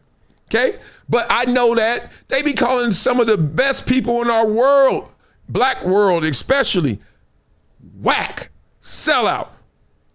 I know a couple of them, not all of them. I know a couple of them that have huge impact, and people clown them. Can't even get their name out. Can't even, and then so what they end up doing is hiding. They stop, they get fatigued. They be like, man, I ain't mess with these people. I'm just gonna make my money and keep writing my books, keep doing my research, and keep passing these laws. And then we lose somebody really powerful. And then we prop up some rapper who said, I'm tired of slanging in the hood, so now I'm gonna make words rhyme, and then I'm gonna have like 1 million kids rock with me. I ain't dissing rap. I'm just dissing how the system rewards them over somebody who's like, no, I actually got my master's when I was 17 from MIT. What? And then he's a nerd. He's a sellout. He's a punk. Because he's like, no, I've actually done the research and it shows. We got a race versus class topic at the end of this that kind of highlights that. Highlights the same dynamic where they're not really giving flowers where they should go. All right, let's go. Colin Cowherd, what you got to say about the NBA? You were always very critical of Barkley. Did you see he's complaining he's not getting on the air anymore? ESPN buried that show. Why am I critical of Barkley? He was critical of the league. Yeah. But what did Barkley say? I don't think I saw it. He doesn't. He wishes he worked more. And my feeling is, this is just conjecture, is that ESPN has a great relationship with the NBA, and they said, yeah, we'll bring that show over. You won't see it as much. Put it on the shelf a little bit. Huh? I mean, because Adam during Silver, football season, nobody's nobody's caring. But NBA from February, March, April, May, June, I'm sure he'll be on a lot, right? I haven't seen a second of it this season. Yeah. I watch the games. I don't, Yeah, I did. It felt very, very big at one time, and now it's invisible. So I don't know. I'm just saying conjecture, but I know there were people upstairs in the NBA office that didn't like how they lampoon the league and some of the players. Were you talking to Adam Silver there? I would say people upstairs didn't love sometimes. They would say NFL shows don't make fun of the players. Why are we making fun of the players? I heard that before from somebody of. Yeah. That might have started here. I don't know. I'm an originator. What can we do? Yeah. I'm just saying. It's just Charles is complaining. It's like it feels obvious to me that you have these new deals, and there's a lot of understandings that don't have to be contractual. David Stern didn't like when people were critical of the NBA either. They're very sensitive in the NBA. Remember Adam Silver saying my players are miserable, Twitter. It feels like it's a thing. But, you're right. In February, they could be. Blah, blah, blah. Right there, you saw their chemistry, which was working, but also not working in the optimal way. Because Jason McIntyre in that moment could allow Colin to really go there. And Colin didn't really want to go there, but with the right nudge, he would have went there. So he just kept saying, I don't know, but that means he knows. But I ain't about to say I know. So now I'm going to need you to come to get this out of me. Pause. So the point is, everyone even heard it. Adam Silver went on Amazon, was it this year, a month ago, and was like, I just want to stop you guys and give you praise and how you guys are entertaining. Your chemistry is amazing, but even more, you're teaching the fans. What code of that was, man, this is what we wanted. This is what we need. And I ain't gonna lie. As much as I love Inside the NBA, let's each individual on there. Shaq, Chuck, Ernie, Kenny, love it. It is not the best thing for the league because it gives license to those unqualified to beat up the league. And it does. I literally get into group text argument after group text argument, typically with Blaze. But the point is, all they say is the NBA sucks now. Our last argument was this. Oh, man, the NBA, man, is whack. And then Terry jumps in, Terry TG. He's like, yeah, I don't like this NBA. All they do is shoot threes. And I'm like, you're supposed to shoot threes. Literally, Kawhi Leonard said yesterday, I told Ty Lue, I'm shooting 12 threes a game and we're going to get out this slump. And they have. They're the hottest team in the NBA because Kawhi starts shooting threes. He's like, yeah, all they do is shoot threes. They pass up a wide open layup for shooting a three. I was like, you're supposed to. And then he's like, oh, no, that only people who haven't played say that. And I'm like, fool, you ain't played if you really want to go played. I ain't played. You ain't played. Barkley and them played. Now, I ain't talking about rec league. But the point was, he's like, oh, no, that's just for you guys. And he got that license, I think, from watching Inside the NBA because they always say it sucks. All these threes. All they do is go down and shoot a three. And I'm like, so I wrote back. I said, look, dog, the Sloan Institute, MIT, smart people said shoot threes. So you got to insert the analytics in there with the human element. He wrote back, man, them boys ain't never played no ball. I said, whoa, Shane Battier, Steve Nash, Jalen Rose, all part of the Sloan Institute. They never played ball. It's okay. Look, I understand nobody wants to play sports on a calculator. But at the same time, put some respect on the game. So as much as I love the individuals, I don't like the tonality of Inside the NBA. And I do think they were intentionally buried. And it coincides with the NFL season, so it doesn't look like we try to bury them. But every other year when they're not on ESPN, we watch Inside the NBA and we watch the NFL. We gave them both love. Don't act like now we got to pick. See how they do it? And you know how those meetings go? Have you ever been in those meetings? Have you ever heard about those meetings? When we got that unspoken language?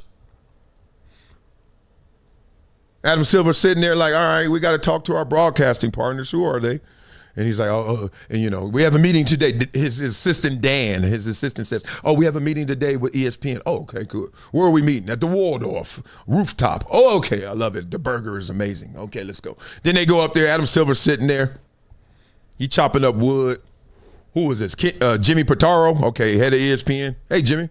Hey, Adam, how's it going? Oh, good. I heard you guys are acquiring, licensing out Inside the NBA. Yeah. I like that show. It's done a lot of good. Yeah, it's a good show. That's why we got it. We acquired it. Yeah, a lot of good. Not all good, but a lot of good. Okay, you pass the ketchup. You start picking up what they putting down, right? You're like, oh, yeah. I mean, look, Charles at times can go, he go a little overboard. He goes a little hard, but it's all in good fun and humor. Yeah. All jokes got a little truth to it, too. I wonder how much he really loves the NBA. They really don't like the three ball. They really don't like today's game. They really, really go at these players, how much money they're making. It's a lot. But, it's all good for the business, right? It sparks interest. Yeah. But I'm interested in seeing what your schedule looks like for them, It'd be good if we could kind of, like with our new partners, Amazon, NBC, it'd be good if we could kind of insert a little more positivity into, I don't know, the NBA schedule and landscape. I don't know how we can do that, but, Yeah. Pass the Grey Poupon, please. They keep going till they get to where they got to go without saying where they went. That's all I'm trying to tell y'all. Ain't no coincidences in this world, damn it. None at all. Okay. And there's also, beat it up in the comments because there's a Josh Allen topic coming up. Ain't no coincidences why y'all taking care of Josh Allen. But Monty Jones, Nick Wright. Ooh, I love. Did they ever do a podcast together? If not, I think that would be a dynamic one. I don't know. Beat it up in the comments. Let me know what you think. Who we got? Oh, Asino the Wise, who's number 2. You were number 1. Now you're number 2. It's a circumvent around the monopoly word. Oh, yeah, we know how it goes. Agent Smitty, good morning, big dog. I see you, baby. Sal Perez, number 3, says, free Barkley. Barkley ain't stuck. I just know that they, all season, I don't want to work. Oh, we're going to help you. Don't worry. I was at the Waldorf. Oh, sorry. All that bad bash in the NBA. I hate it. Take away inside the NBA. Take away the NBA. Take about everything. I hate that we are watching the NBA with something in our head planted that this sucks. I'm like, it does not suck. I am a Clippers season ticket holder. Today, I am going to the VIP Clippers picnic. The reason I say VIP is because we get to meet the players. My boy, he went to bed last night, woke up at 4 this morning. When I woke up, he wasn't in the bed with us. I was like, what's up? He went to his own room. I woke him up and said, you want to go back in there and cuddle with everybody? He said, yeah, I do, Daddy. And he's like, what we have today? He's just like his mama. I don't give a damn what I got to do today. I'll get there. It's on my calendar. I'll figure it out at that time. Him and my wife, they got to know a week ahead. He's like, what I got in the middle of the morning. It's 4 in the morning. He's like, what I got to do today? I said, we got that Clippers picnic today. Oh, yeah, he got excited. I was like, calm down, go back to bed. We're going to meet the players. We're going to hang out with all the other people there, season ticket holders, and we meet the players. Like the they call them VIP season ticket. They ain't letting the whole stadium in, which probably another day. So we get to go, hey, Kawhi, thank you. You know, why would I want my son to walk up to these kids? But, man, y'all sorry compared to yesterday. We don't do that in the NFL. We know these dudes are good. We know. Now, we know the quarterback position is a little weird because they're transitioning from drop back quarterback, statue quarterback to 2.0 quarterbacks. We've transitioned so much that the mobile quarterbacks, the best ones, ain't even black. They white. Top 4 rushers at quarterback is white. I love it. I love when somebody break a stereotype. I love when you see me coming and you're like, damn, he a big-ass silly nerd. I'm like, yeah. That's why I hate boxes. All right, so now let's see Josh Allen. He got put in a box, a protected box, a box where you can't break glass. Don't break the box, it's fragile. Take care of Josh Allen. And now that gets us to Buffalo, because you and I talked about this over the weekend. We've never seen a team that despondent. We've never seen a guy seem to be as broken at the end of that game. I was shocked that people were shocked that they fired McDermott, A, given how close they had been to firing McDermott the year before. But 2, hey, man, it's just somebody loses their job after stuff like this happen. This is how it goes. But I, too, admit that I did not think that this would mean that the general manager would get promoted to the president of football operations. And it's one thing to say, hey, McDermott's got to go. It's another thing to say it's McDermott's fault. And you know they're saying this because the general manager got promoted to president of football operations. Yeah, I didn't think that this was, of all the seasons to say McDermott underachieved, it didn't feel like this was a fair one. Yeah. Now, we've talked about this before. Every coach quarterback ever that's won a Super Bowl together won their first within 5 years. This was year 8 for Lamar Harbaugh. This was year 8 for McDermott Josh. So it might have just been, we can't keep running it back, and especially after that team looked absolutely shattered in a way. I do not remember a team being shattered after a divisional round loss. They seemed more shattered, at least at the podium, than the 13 seconds game, which also was a divisional round loss. Mm-hmm. So I get why you say we have to turn the page. It is puzzling to me. And maybe it shouldn't be. Maybe it's as simple as the guy sits next to him during the games, has a relationship with him, has, been talking to him all season long, and the GM has ingratiated himself to ownership. But it is puzzling to me that a team that hasn't made a midseason acquisition that moved the needle in a half decade, that has had, you could argue, 4 consecutive really shaky drafts, whose biggest swings in free agency have all been misses, that guy gets a raise out of this, a promotion out of this. Presumably a raise. Yeah, presumably a raise too. Yeah, that part of it was stunning to me.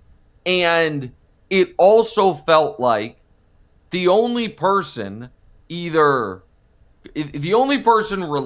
to the Bills' playoff loss, or the person related to the Bills' playoff loss, whether it's player, coach, or media member covering it, that most acutely understood what happened in that loss was Josh Allen, who I think the reason he was so broken up was because he felt like he had screwed it up for his teammates, which, by the way, is accurate.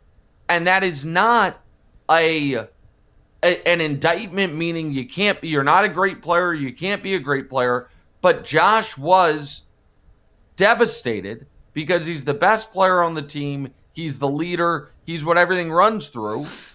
And he had the worst playoff game of his life and one of the worst games of maybe the worst game of his whole season. And that's why they lost. Let's stop right there. Look at that. You see that red dot right there? They got all this to go. So here's another part to her. Nothing wrong with that. I like the parts because, you look, it's so much here to unpack if you really unpack it properly. So he stopped and said this is the worst playoff game of Josh Allen's career. Now, in context, you got to respect context, because right there, as a headline, that could be inaccurate, right? Think about it. The worst? I don't know about that. Some pretty bad ones up here too. Some pretty great ones as well. So let's go. I'm going to show you that. But the point is, this is how things get misconstrued. He just said that. No misunderstanding that Ryan Clark, as yesterday's show was saying. We didn't misunderstand you. We heard you say this is the worst game of his playoff career. What he was saying in context is you are the MVP of the NFL. You are the best player on the Buffalo Bills. Let's just say you're the best player on the field. Patrick Surtain II is like, huh? What'd you say? Other players, right? But the point is, you are Josh Allen. And then you went out there and you didn't Josh Allen it fully, right? So let's see what that looks like. Let's go all the way back to when it started for him. First time he was in the playoffs. I like to use the rating because we got to have something that sums this all up and shows us. Okay, 69. Okay, 69 rating his first playoff game. 24-46, 52% completion percentage. This is a young Josh Allen. No touchdowns, no interceptions. Okay, then we get to 121, 2 touchdowns and no interception. 121 rating, win. Look at this, win, good game. Even though the rating is pretty low, it's a clean game, no interceptions. This game, fumbles, 1 fumble. Kansas City game. Okay, you lose that game. And how did you play? Not so great, right? Not so bad either. 2 touchdowns, 1 interception, no fumbles, but an 80 rating. And a little under your rating. Keep going. Next playoff season, ball out. 21-25, 5 touchdowns, no interceptions. No, and you get a dub, a blowout. Then you lose in overtime. 4 touchdowns, no picks, 136 rating. Eat. Nothing to show for it. Take your L, go home. You're going against a Goliath. You're going against Kansas City at their peak powers. Damn it. Come back the next year. Still good, but not great, but still good. 93. Suspect. More interceptions. And, I'm sorry, this one, 3 fumbles. 3 fumbles, but you get the dub. See how it cleanses everything? We didn't hype up the Miami win. We didn't kill him on the Miami win because he won. Loss. What'd you do? No touchdowns? 1 interception? Yuck. 68 rating? Yuck. Cincinnati game? Were you just broken after the Cincinnati game? Doesn't seem like it. We didn't feel it. We didn't got we don't have the memories. We don't have the firings. We don't have the cries, the tears, etc. Keep going. 3 touchdowns, no interception, 121.9. Good Lord.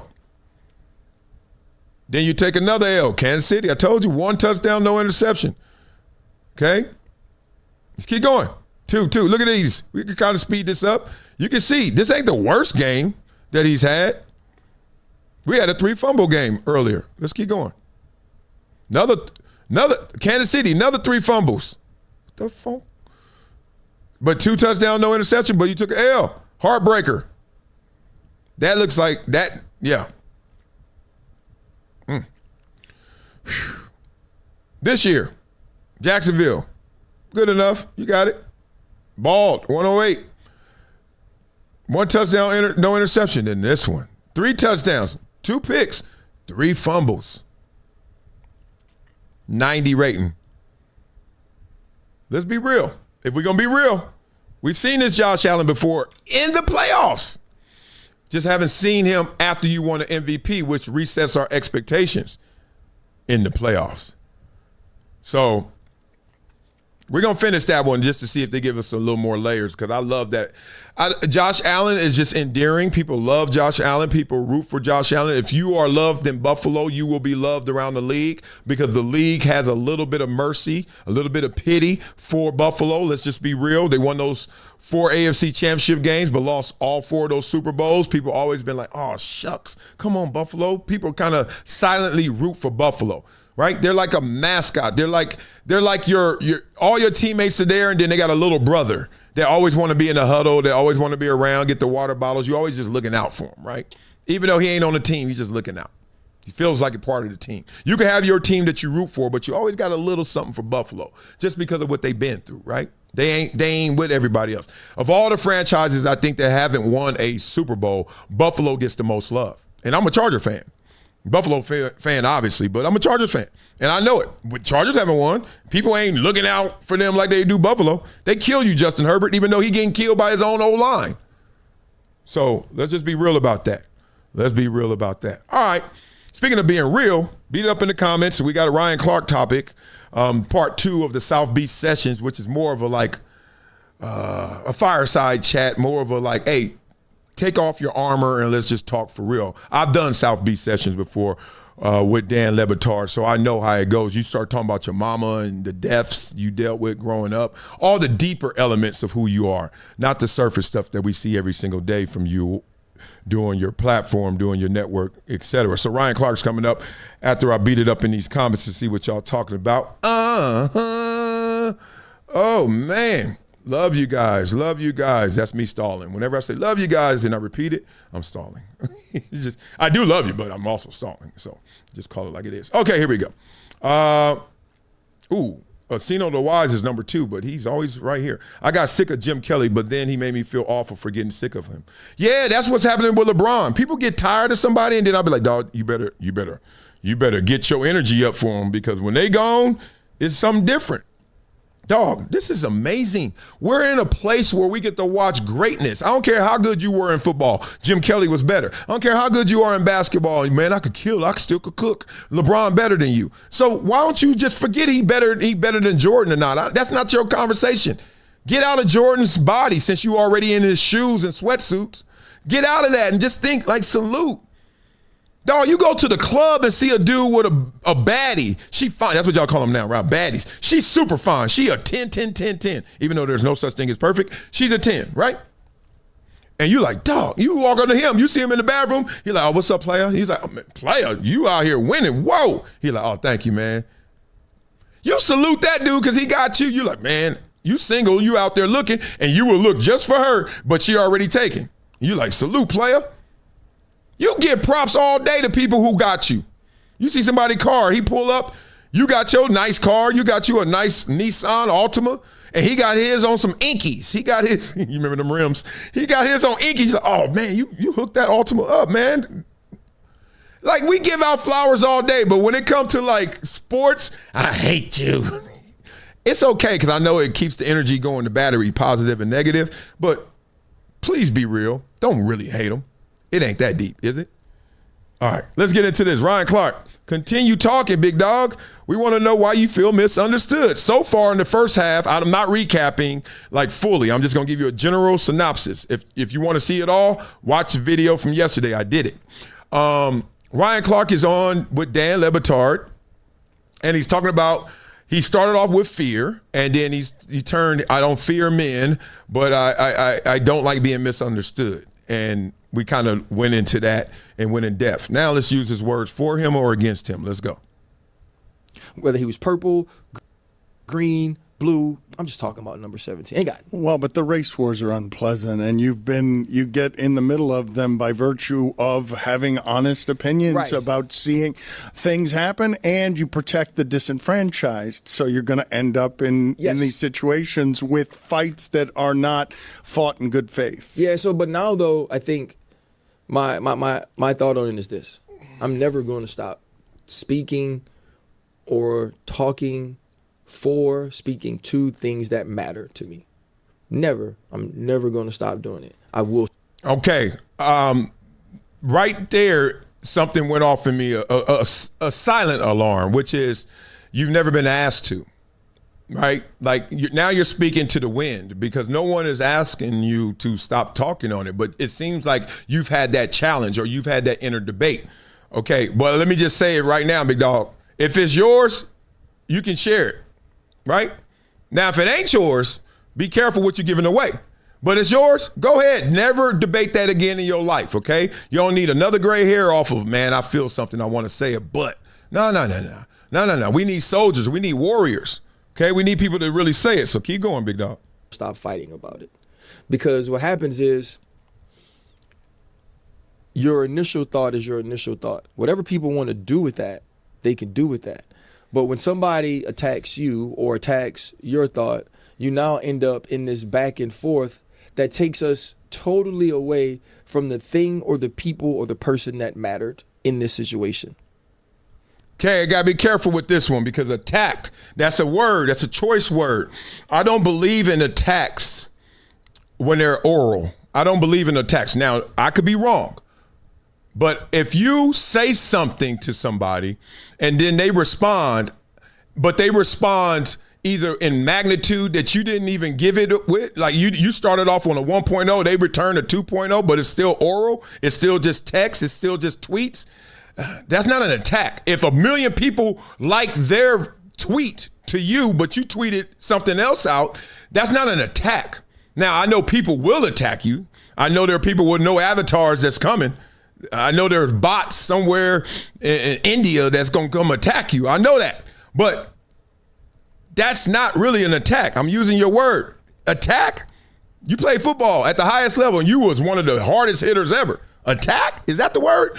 Or disagree. Or disagree with some fire, with some sauce. So let's just be careful using that word attack. But I could be wrong because a lot of people feel like they get abused by social media. I'm not one of them. And I'm not doing that anymore, especially because I know you're only doing it because stirring up some sort of emotion in the people that follow you or feel like you feel about me is the only shine you get because you actually can't create an original thought that moves people. This is the first time I was like, okay, he really, really trying to go there on me. Now, I don't like to insert myself anywhere, but I'm not also going to play this game of if you don't say it, then it didn't happen, right? Remember we just went through the whole Waldorf Astoria rooftop burger scene with Adam Silver, right? Adam Silver sitting there across from Jimmy Pitaro. A lot of things get said without being said. So I'm listening right now with a keen sense. This is us. We're intimate on this show. We tell the real. I'm listening like, you saying 6'4", you saying 280, you saying went to an Ivy League school, but you're not saying me. I'm like, all right, we're getting a little narrow here. Let's go. But I had to get there, right? Like, to be honest, Dan, I had to confront one of these people in person who still lies about it. I had to confront him in front of his wife, in front of the entire NFL Live crew to realize, oh, wait, you just do that for the media. Okay, now he definitely talking about me. Okay, I've done this video before, so let me just clarify real simple. I went, I guess it was Super Bowl Vegas? Yeah, it had to be. Super Bowl Vegas. I'm walking around, about to go leave a restaurant, see the NFL Live crew, minus Ryan Clark, and I said hi. If he were there, I would have said hi as well, but he wasn't there. So it was like Mina Kimes, I remember Dan Orlowski, let's say Marcus Spears. And immediately I was looking at them and just saying hi, and they were saying hi, and we're just going back and forth. But I'm in flow. My wife is over there. She's gone. My wife ain't, I stop too much. Too many people stop me or I stop too much. My wife just keeps it pushing. And that's part of our tug of war. Like, oh, I got to go because my wife, or she'll stop and I'll be like, oh, she'll say, I got to go because my husband. So confront, tough. All right, so I'm speaking hi, bye to them. Ryan Clark comes up to me with one exhale. It wasn't a confrontation. It wasn't even a conversation. It was one big inhale to exhale the sentence he could use with the breath he had. And he was like, oh, don't come at me no more and don't tell your people stuff about me, all that stuff. And then he finished his breath, he finished his monologue, and then turned around and went back to where he was. And all I said was, hi, Ryan. And he was already gone, though. It was kind of like funny. And I looked back at the crew and they were just kind of like, that's our boy, so we got to rock with him whether we rock with you or not.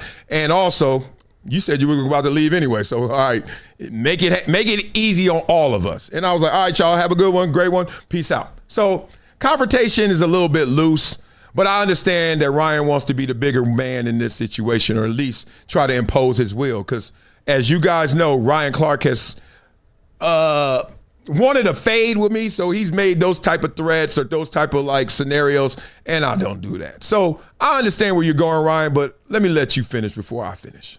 Because I'm like, there's no way you can talk about me this often, use me as this much of a topic for yourself, and actually not have a personal problem with me. So if you got a personal problem with me, then we should talk about this like men face to face. We should get. Careful, y'all. Careful, y'all. You see that lazy assumption he made? People do this all the time.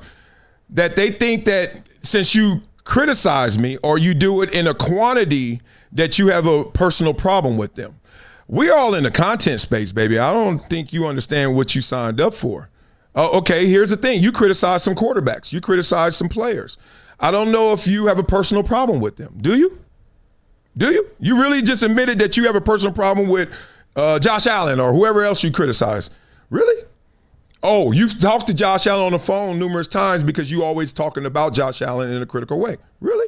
And I don't know what example I should use for you, but I know you talk about a lot of players, and it's not always complimentary. Do you have a personal problem with them? See, this is why you need to stop lying, people, because I work in a way where I listen for contrast. I listen for discrepancies. I listen for things that don't add up. So you just told me you got a personal problem with people you criticize, because I don't. I really don't. That's why when I saw your crew, minus you, I spoke. That's why the time before when I did see you, I spoke and even took a picture with you. Now, we weren't the only two people in the picture, but we took a picture together and I spoke to you. I don't understand this world where you got to hate the person that you actually just disagree with in terms of one issue. But we're different. Continue. On the phone. Nah, I don't get on the phone. Well, why? Well, if you could talk about me all the time, and I am say it, gracious enough to say, oh, if you have this problem with me, I will have the conversation with you so you can better understand where I'm coming from. And you. I'm interrupting you in bad places on purpose now. You're gracious enough to offer me an invite to talk to you when I don't have a problem with you? The arrogance. What? Dog. No. All these, they're going to go on the show Monday and talk about somebody they ain't never met, never talked to, just watch them play. They don't understand where I inserted them into the sports conversation. Yes, because I am one of you. I am a sports media member. Yes, I am a former athlete. Yes, I sat there as a former athlete in the media saying, damn, dog, we ain't right. We acting like we know everything, and these cats, they ain't doing nothing right. I said, why don't we just make this a two-way street? That's all I said. And this, I must prove it to you. The first time I ever had any interaction with Ryan Clark that wasn't pleasant, that wasn't positive, was him taking a shot at me on Twitter. I'm going to tell you that. And this happened when I was at Fox.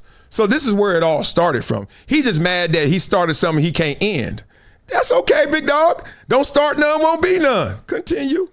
I can understand where you're coming from. No, I don't get on the phone. I don't. Well, that's weird. I feel like I'm obligated to ask you who this is, but I'm not going to because we're out of time. We're out of time. I'm not going to do it anyway. He doesn't mind confrontation, though. I like that about him. It's one of the many things I like about him. The pivot is his. See. Ryan, you found yourself in the same place D.L. Hughley found himself with me. Y'all go on these platforms acting like you're not fazed by the show that we have together, Hydration Situation, you and the audience. We have this show together. They act like they unfazed, and I don't care if they are fazed or not, but they act like they're not. And then they go on there, whether you go on there with Dan LeBatard or D.L. Hughley goes on there with Vlad, and then they start going at me. Bah, bah, bah, bah.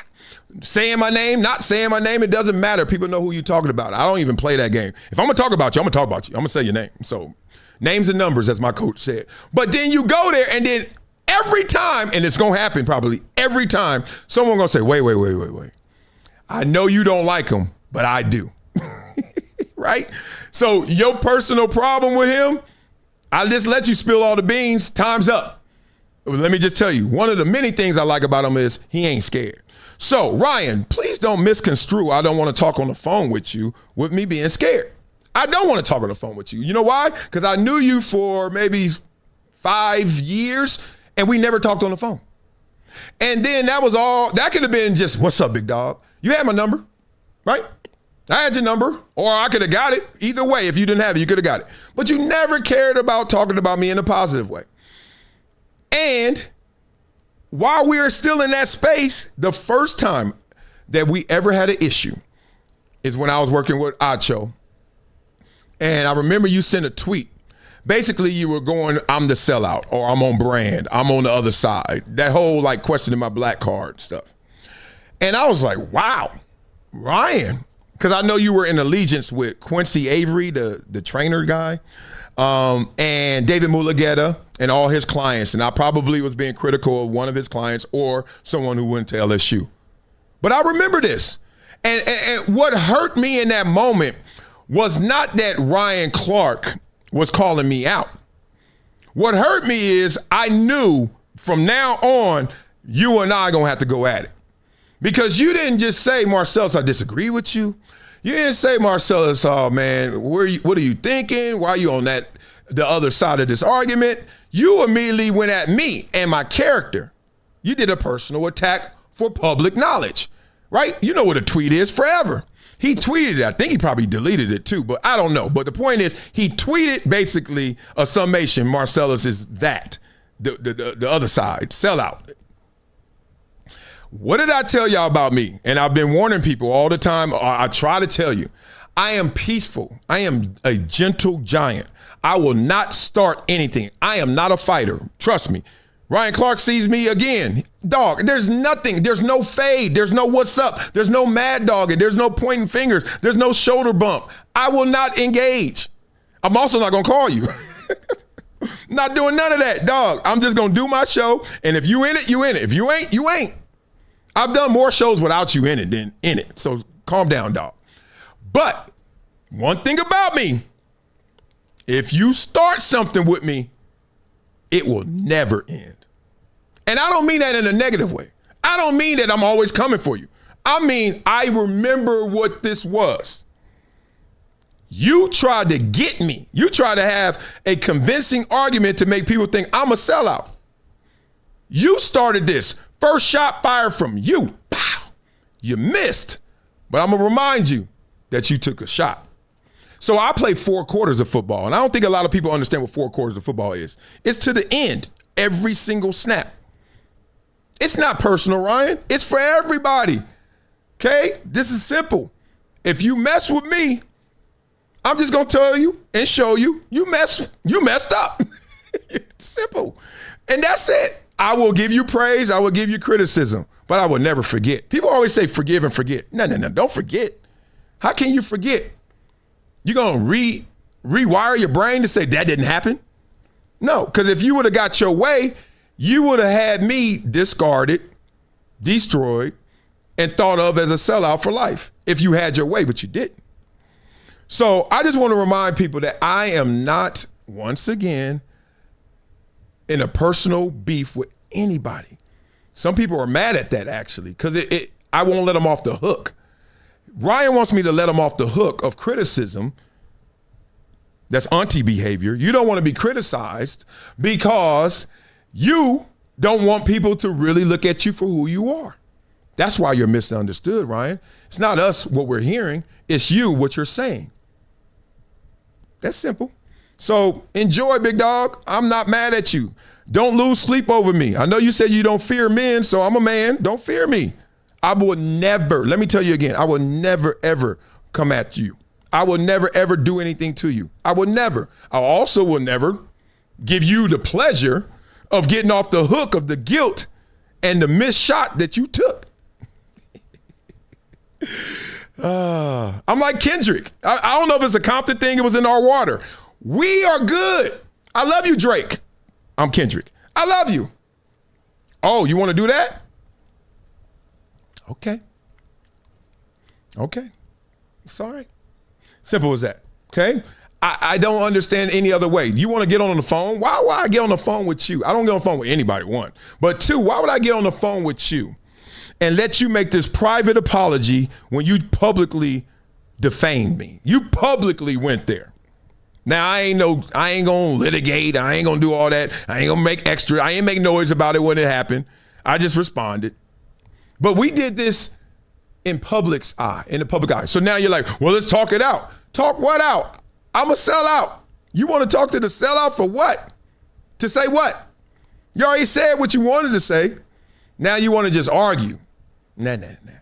I'd rather bring you into the film room, into the locker room, and just listen to you. People think that's weak. I'm weak. Y'all don't understand me. I'm not trying to be strong because I already know I am. Well, I try to be. Anything you trying to do, you acting like, you're just showing your vulnerabilities. So I want to show you this picture. This is how I feel. And then this picture is worth 1,000 words. This. Now, without context, y'all don't understand what this picture really means and how it connects to what I just said about Ryan Clark. But then if you read it, you see Joel Embiid, and then you see my man Sengun. Well, you say it's Alperen Sengun. Former Sixers player Furkan Korkmaz said in September 2025, he said this last year, until now I thought Joel Embiid was the best player, best center I was playing with. But I think we can tell it's Alperen Sengun now. And then Embiid, you know, he coming back from his injury and he good now. He wrote Furk. I don't know what that means, but oh yeah, Furkan. He was like, hey, he want to show you something.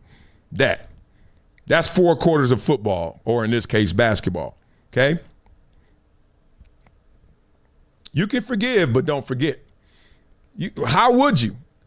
How would you? And why would you? It's crazy. All right, let's get this one in, because Corey Holcomb, boy, I don't know if this is new or old. Tell me. Y'all know that's the homie, but golly. So he's going back and forth with Anton Daniels. We are off of that. We did the 3-part series on that. Now let's get into this surveillance video. I can't believe this. Tell me if this is recent or not, but I just saw it yesterday and I'm seeing it everywhere today. I hope he didn't get into it with Anton Daniels. Then what? He brought his daughter into it and his wife. I saw that. That was unfair. Like, dog, if I'm going at it with you, just whatever way we doing it, we doing it. If we doing it by Twitter, stay on Twitter. Don't all of a sudden let's make a show out of it. Don't all of a sudden let's talk on the phone. All of a sudden talk about my wife. All of a sudden want to talk about my dog. Dog, come on, stay in your lane. But now I see this, and it's very unfortunate if this is what I think it is, when I think it is. So this is Corey Holcomb right there, and this is a lady. I heard she a comedian. I don't know what she doing. She talking. She got a lot of people around her. He got a lot of people between her. Now he steps to her, if that's Corey, and mushes her, and then some dude mushes him. Now they fighting. Now, which is strange is there are more people mushing the dude that protected the woman than getting at Corey, but you know what fame does. Fame's a drug. And all of a sudden now everybody's like, let's separate them. But it seems like already they took a survey and protected Corey more than her. Now they're going over to her. I don't understand this.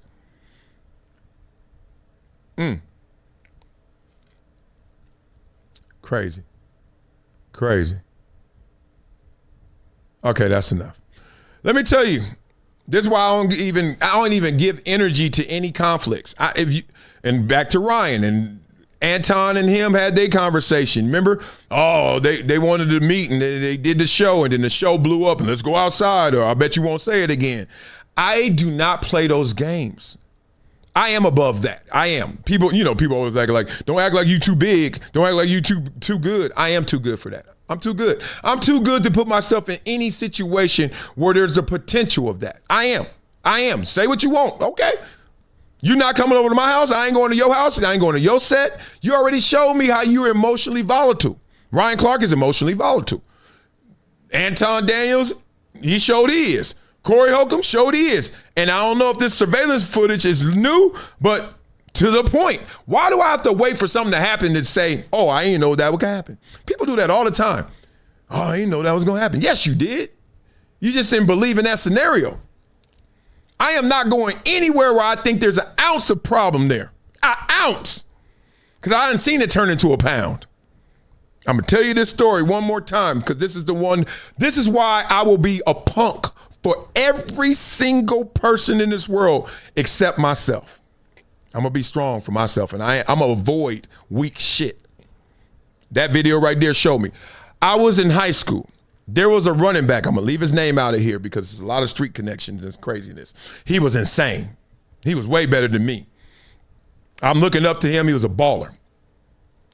All of a sudden, streets get to them. Once again, everybody gets to the adolescent stage. They cash out for different things. Either you're going to cash out to work harder to make your dreams a reality. You're going to cash out because them girls going to say you cute and you balling, and they're going to start making you tingle. Next thing you know, you ditching school to chase her, and you ain't going to know her in 10 years. But you do it. You chasing the girls. Or you're going to get caught up in these dudes telling you, oh, you the man. Won't you kick it with us and we protect you, or let's hang out. Then next thing you know, you got street life. He chose the street life, right? He's still a baller, but he chose the street life. Got caught up. All of a sudden, he deep in the streets. He's still my friend. He a little older than me, so we ain't like super close, but he's still my friend. Hung with him, been to his house, all that kind of stuff. Played in the same system, all that. Same league. We get to high school. He doing what all them high schoolers do when they want to act like they hard and tough. What they do? They shoot dice. Cool. It's a good game. I played it too. I played Get Like Me all the time. I go to school with $1. I leave with $7 in quarters every day. He get into it at a dice game. Typical, right? He socked one of the dudes that he get into it with. He socked him. They break it up. Now, my boy got a little more cred in these streets than this dude. So everybody, like Corey, the fame, they go to the famous one. They go to the one that's popular. They go to him. They bring, oh, chill. And then the dude sitting there like, they said, this is all retroactive. They said the dude was just in there like, I'm good. This hurts. He was so good, y'all. Y'all have no idea. So, time passes by. Weeks, maybe. He's leaving his house to get in his car. Everybody does this, right? This is why I don't believe in all that. I got a bodyguard, I got surveillance, I got my strap on me, all that. Look, okay, do you?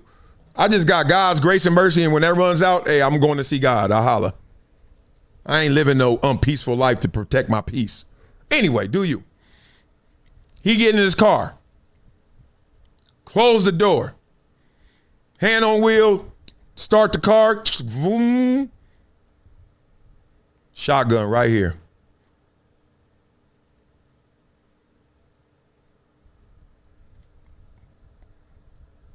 From under the car. Rolled out under, they said. Was hiding under the car. Rolled out under. That's why I don't put myself in those predicaments. I don't give a damn what you say. I done seen an ounce turn into a pound so fast. And people act like, and then what you gonna say at the funeral? Oh, or what you gonna say when y'all fighting? Or what, my knuckled up? Or I got a broken nose? Or oh, I got this big old incident. My kids, I'm doing this so my kids to see their daddy was in a pleasant space, pleasant mindset, doing positive things. Oh, look at my daddy out there fighting this dude because the dude said that he was a sellout. So I just gave my kids license to be busters. Somebody call you a sellout, go meet him and go fight him or talk to him and argue with him. No, just don't believe him. Simple as that. Simple as that. All right, let's beat up in the comments, and then we got to get to Steph Curry. What time is it? God dang it. Oh, it's time. My kids are sleeping. I told you they sleep in. They ain't even coming in here to wake me to get in here and interrupt. We got a little time. We got to get into these spikes. I'm going to say to Steph Curry, we got to get into the politics. I know y'all were mad yesterday. I didn't do the politics. And then we out of here. It's a lot of politics. Damn, our show is heavy. We got Klay Thompson. We got LeBron. We got Steph. We got Gilbert Arenas, Fat Joe, J. Cole. Okay, let's start off with the politics here. And then we're going to get out of here, okay? But let me read these comments. Oh, somebody got a pornography. One of y'all. Okay, let's see. Oh, YNG Rockstar. That dude with the real news. Let's go get it, brother. All right, respect. Oh, they said this is old footage. Thank God. It is old? Good. I was like, there's no crazy coincidence. There's no way, Corey, that's stupid. Ain't no way in the middle of all this, he just going to go do that. But that's how it goes. All of a sudden, they find something like that, right? Somebody said Ryan fears Stephen A. Yeah, that is a thing. Yep, Eric Street. This is what I want y'all to hear. For Ryan to attack Wiley, who's the most peaceful player advocate, shows you how phony he is. Look, I think he a phony, but it's okay. I'm not trying to promote he a phony. I let him do that by only putting up videos of Ryan Clark and then assessing them. If I'm wrong, I'm wrong. But if I'm right, I'm right. But I think you guys tell him he's wrong. He act like I'm over here controlling a mob or something. Go get Ryan, torches. Oh, no, I'm just saying, look, why'd you bring race into that? Why'd you assert that? Put it this way. If you think I'm wrong, Ryan, why you keep apologizing? I'm just showing the videos that you need to apologize for, and then coincidentally, you apologize for them. And I'm the villain? Learn that people need you to be the villain in their story so they can sleep peacefully because they need something bad to pit themselves against. They can't look at you and say, oh, he good. They got to look at you like you bad so they can say, I'm good.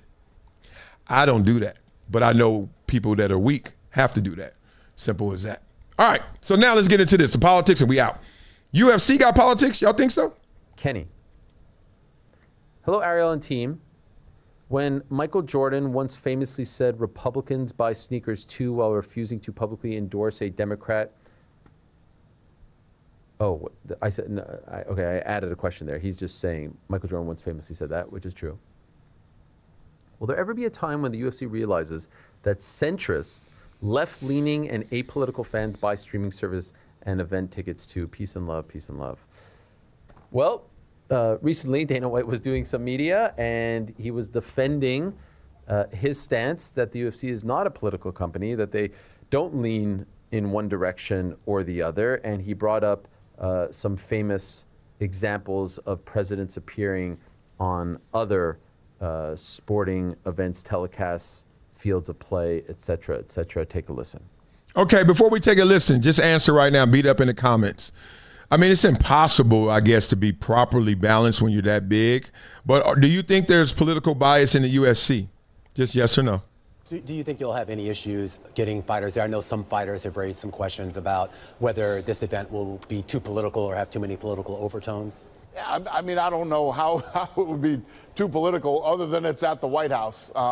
If you look back throughout history, I think George Bush was a big baseball fan, Obama was an NBA fan, and Trump is a UFC fan. Mm-hmm. I don't think that any of those guys being fans made any sport too political. Okay, first of all. Okay, before he says first of all, let me say this. It is interesting. At first I was like, Dana, come on now. Oh, it's at the White House, and I know your politics, but at the same time, that doesn't mean the UFC politics or Dana White's politics. Come on. But imagine if they had an NBA game at the White House when Obama was there. Would that have been a problem?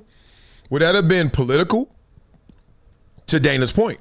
He's like, look, they didn't pull it off or they didn't even think about it or Commissioner Adam Silver didn't suggest it or whatever, but would that be deemed political to have a NBA game at the White House? Man, we losing our way in terms of our love for our country, our patriotism. You can't have an event at the White House? All right. First of all, what? Well, and again, who knows what he truly believes, but it is naive to say, like, right now, you know, this presidency and the president's home, they're lightning rods. All right, so you can't compare it to 20, 30 years ago. Yes, you can. Unless you just got struck by lightning. See how they don't want to be objective? Oh, it's different because it's Trump. Dog, the likability of all these presidents go up and down.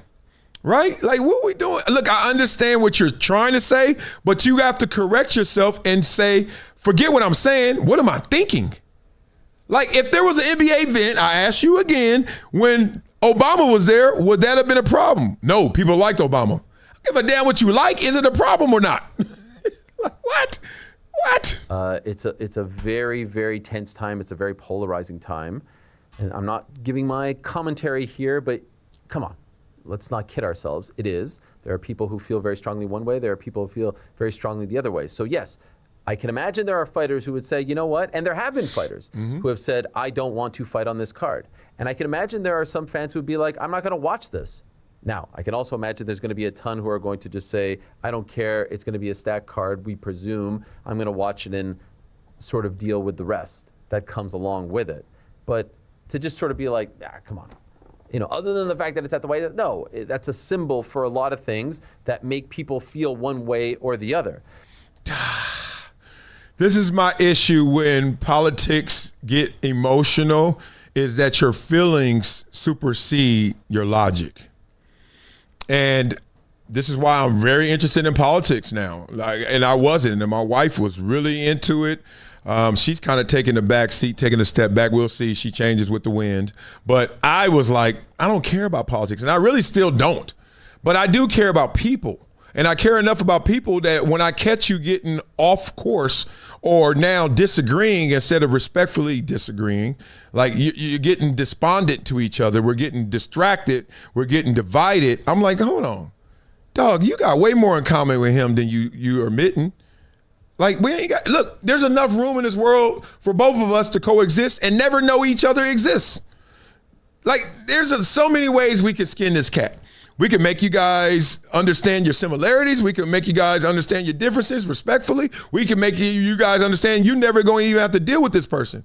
Why are you beefing? But then when it's talking about, well, this is a polarizing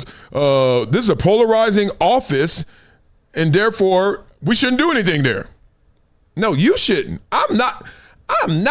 If I get invited to the White House, trust me, before you can even give me your spiel, I'll be on the return flight back home. Say, oh, it was great out there. Oh, I didn't know you rock with Obama. Yeah, you did. He went to Columbia. Oh, I didn't know you rock with Trump. Well, you should have. We went golfing once. Like what? I don't care. I'm so involved with myself. I ain't got time to be hating on you. Too much love in here, y'all. Now, to compare Trump's appearances and involvement on UFC cards to Obama being a basketball fan and George Bush being a baseball fan is a little naive as well. Ooh, and dare I say, why? My good friend Jamal, disingenuous. Okay, why though? Disingenuous. Frankie, you good? Absolutely. Did I miss something? And so the reason I say that is, yes, when George Bush is trotted out there, and George Bush, was a Houston Astros owner and stuff like that, so it's a little bit different. Rangers, what did I say? Astros, excuse me, Texas Rangers. When he is trotted out to throw out the first pitch, he's doing that as the commander-in-chief. Like, that's something, you do that, you go back into your booth, that's it. When Obama is doing his basketball thing, like, he's not being shown a million times on the broadcast. He's not getting a grandiose entrance as a candidate. That's the thing. A lot of people didn't, they didn't really like roll their eyes, I felt. When Trump showed up to the BMF title fight, it was a big deal that the president of the United States was attending a UFC event. I'm pretty sure off the top of my head, it's become so common, I'm pretty sure that was his first time as sitting president. And so that was something in Madison Square Garden, right? But when he's campaigning and they're doing the grandiose entrance, and oh, by the way, they're telling us, oh, it was just a coincidence that he came out and the music played and all this stuff. Like, it just so happened to be a good time to cut to us. Come on, of course not. They did this whole thing. They mention his name over and over again. Every time they do the celebrity cutaways, it's boom, boom, boom, boom, boom, boom. Boom, boom, boom, boom, boom, boom. Every fighter is jumping. Like, come on, it's not the same thing. It's nowhere near the same thing. And we went to the same school of journalism because you just got distracted. I'm waiting for how disingenuous this is because they use someone famous in the crowd and use them in promo and repeat. Have you ever watched the NFL game with Taylor Swift? Is that disingenuous? Is that the word? Maybe that's why I like him too. I like this guy. That's why I'm using him. Come on, dog. Come on. Give me more. Oh, it's okay when Bush does it. He just walks out there, does it, and then comes back. But when Trump does it, they show him a million times. Well, maybe he's more popular. Maybe he's not. Maybe he riles up a more interest because, be real, he's polarizing, which is good for TV, good for shows. I still don't understand. But too much time on this topic right here. We're gonna give you a two-piecer. See you tomorrow, brother, or next show. Oh my God. See, this is the problem. This is why I don't fight. I told you, when you watch someone about to fight and then they actually fight and then everyone have cool heads later, a week or two later, or when you got to go to the office and detention and they bring you in because you're a witness or you know both of them, you ever listen to why they fought? The dumbest shit. You ever been in a relationship and got into fights and spats and stuff and y'all arguing and all that? Then y'all have your makeup horizontal love, and then then y'all giggle. Why were y'all fighting? Go. I swear it's just a lot of emotionally fragile aunties behaviors out here. It's crazy. Okay, we got to get out of here on this one. This is crazy. I want y'all to hear this one because this is a topic. This is a topic. I got the energy for it, too. I got the energy for it. Look at this. This got me. We did Corey Holcomb. Now we're going to do Anton, but I'm not going to let Anton speak. I'm just going to go in on this. It's not racism. You look poor. I said, what? What you talking about, Willis? The hell is this? Racism is not the problem that people think it is in wealthy spaces. If you meet 100 people, maybe 4 or 5 of them are super racist and sitting there plotting against the blacks in the room, but 100% of those people are classist. Because we don't have conversations about class in America, what you think is racism is more often than not classism. There are hordes of poor white people in America. Americans being very stupid, as long as you just don't talk about the fact that there are poor white people, they will simply forget that there are poor white people. But the same person who does not like poor black people also does not like poor white people either. White people are also more open about the phenotypical differences between the classes, which black people certainly never talk about. But for example, if I were to put on gangster attire and go and walk around the hood, nobody would think that I belong there. They would just rob me. And it's very similar actually to the old money trend. When people were trying to dress old money and it just didn't look right, that is because there are phenotypical differences. If you grew up in a trailer park and your whole family for generations has grown up in trailer parks, you probably do have a little look to you, or at least when you talk, then it definitely sounds trailer park. I like to. Blah. I think he had a good premise, really good premise. Obviously, his examples need a little bit of work. You're not going to get robbed since you look gangster in the hood. If you really are looking gangster, first of all, you're probably doing a robbing. But second of all, the hood ain't that. Watch Friday. Friday's a better depiction of the hood. Then watch Boys in the Hood if you don't think Friday is it. But don't watch Menace, because Menace is going to make you think that happens every day. Menace is just the extreme of it. Okay, Menace is the hyperbole of the hood. Now, it all is real. Boy in the Hood is real. Friday's real. But don't act like it's Beirut. It's not, the hood is not Beirut. Most people in the hood are just working class, trying to make ends meet, trying to get to the 1st and the 15th, whatever it may be. Good people. But one bad apple could spoil the block. You know how it goes. Stop it. I do want to just highlight this. I'm not even going to spend a lot of time on this. Please start talking about class more. I swear life would be much neater for you if you start talking about class. Why? Because I have been the same race my whole life. But my class has changed, and people change with it. People act different, y'all. And maybe people don't understand that because they haven't changed classes. But it's like going to school every day, you're in the same class. Stuff starts to get stale. You start to believe your own hype. You start believing the same movie you playing in your head. Change classes. You'll look at the school different. I've changed classes. I look at the world different. Some people have changed classes and they want to act like they haven't so they can act like we still boys, we still down, we still cool. I know we cool, but we're changed classes. You know, I'm the friend that's like, I don't go to your school no more, but I'll hit you later. I'm the friend that's like, nah, we ain't on the same team, but I'll see you later. I ain't got to be in your class to be your boy. You ain't got to be in my class to be my boy. I got people way richer than me that's my boys. And I got some way poor. But the point is, we look at the school different. We look at the world different because we know we switch classes. Just look at we'll talk race class another time, maybe even tomorrow. Get out of there a little bit. But I just think that's fascinating how it gets people caught up the color of your skin. And that is so, like, it was a day where that was it. That was the telltale. Now, I'm telling you, it's something different.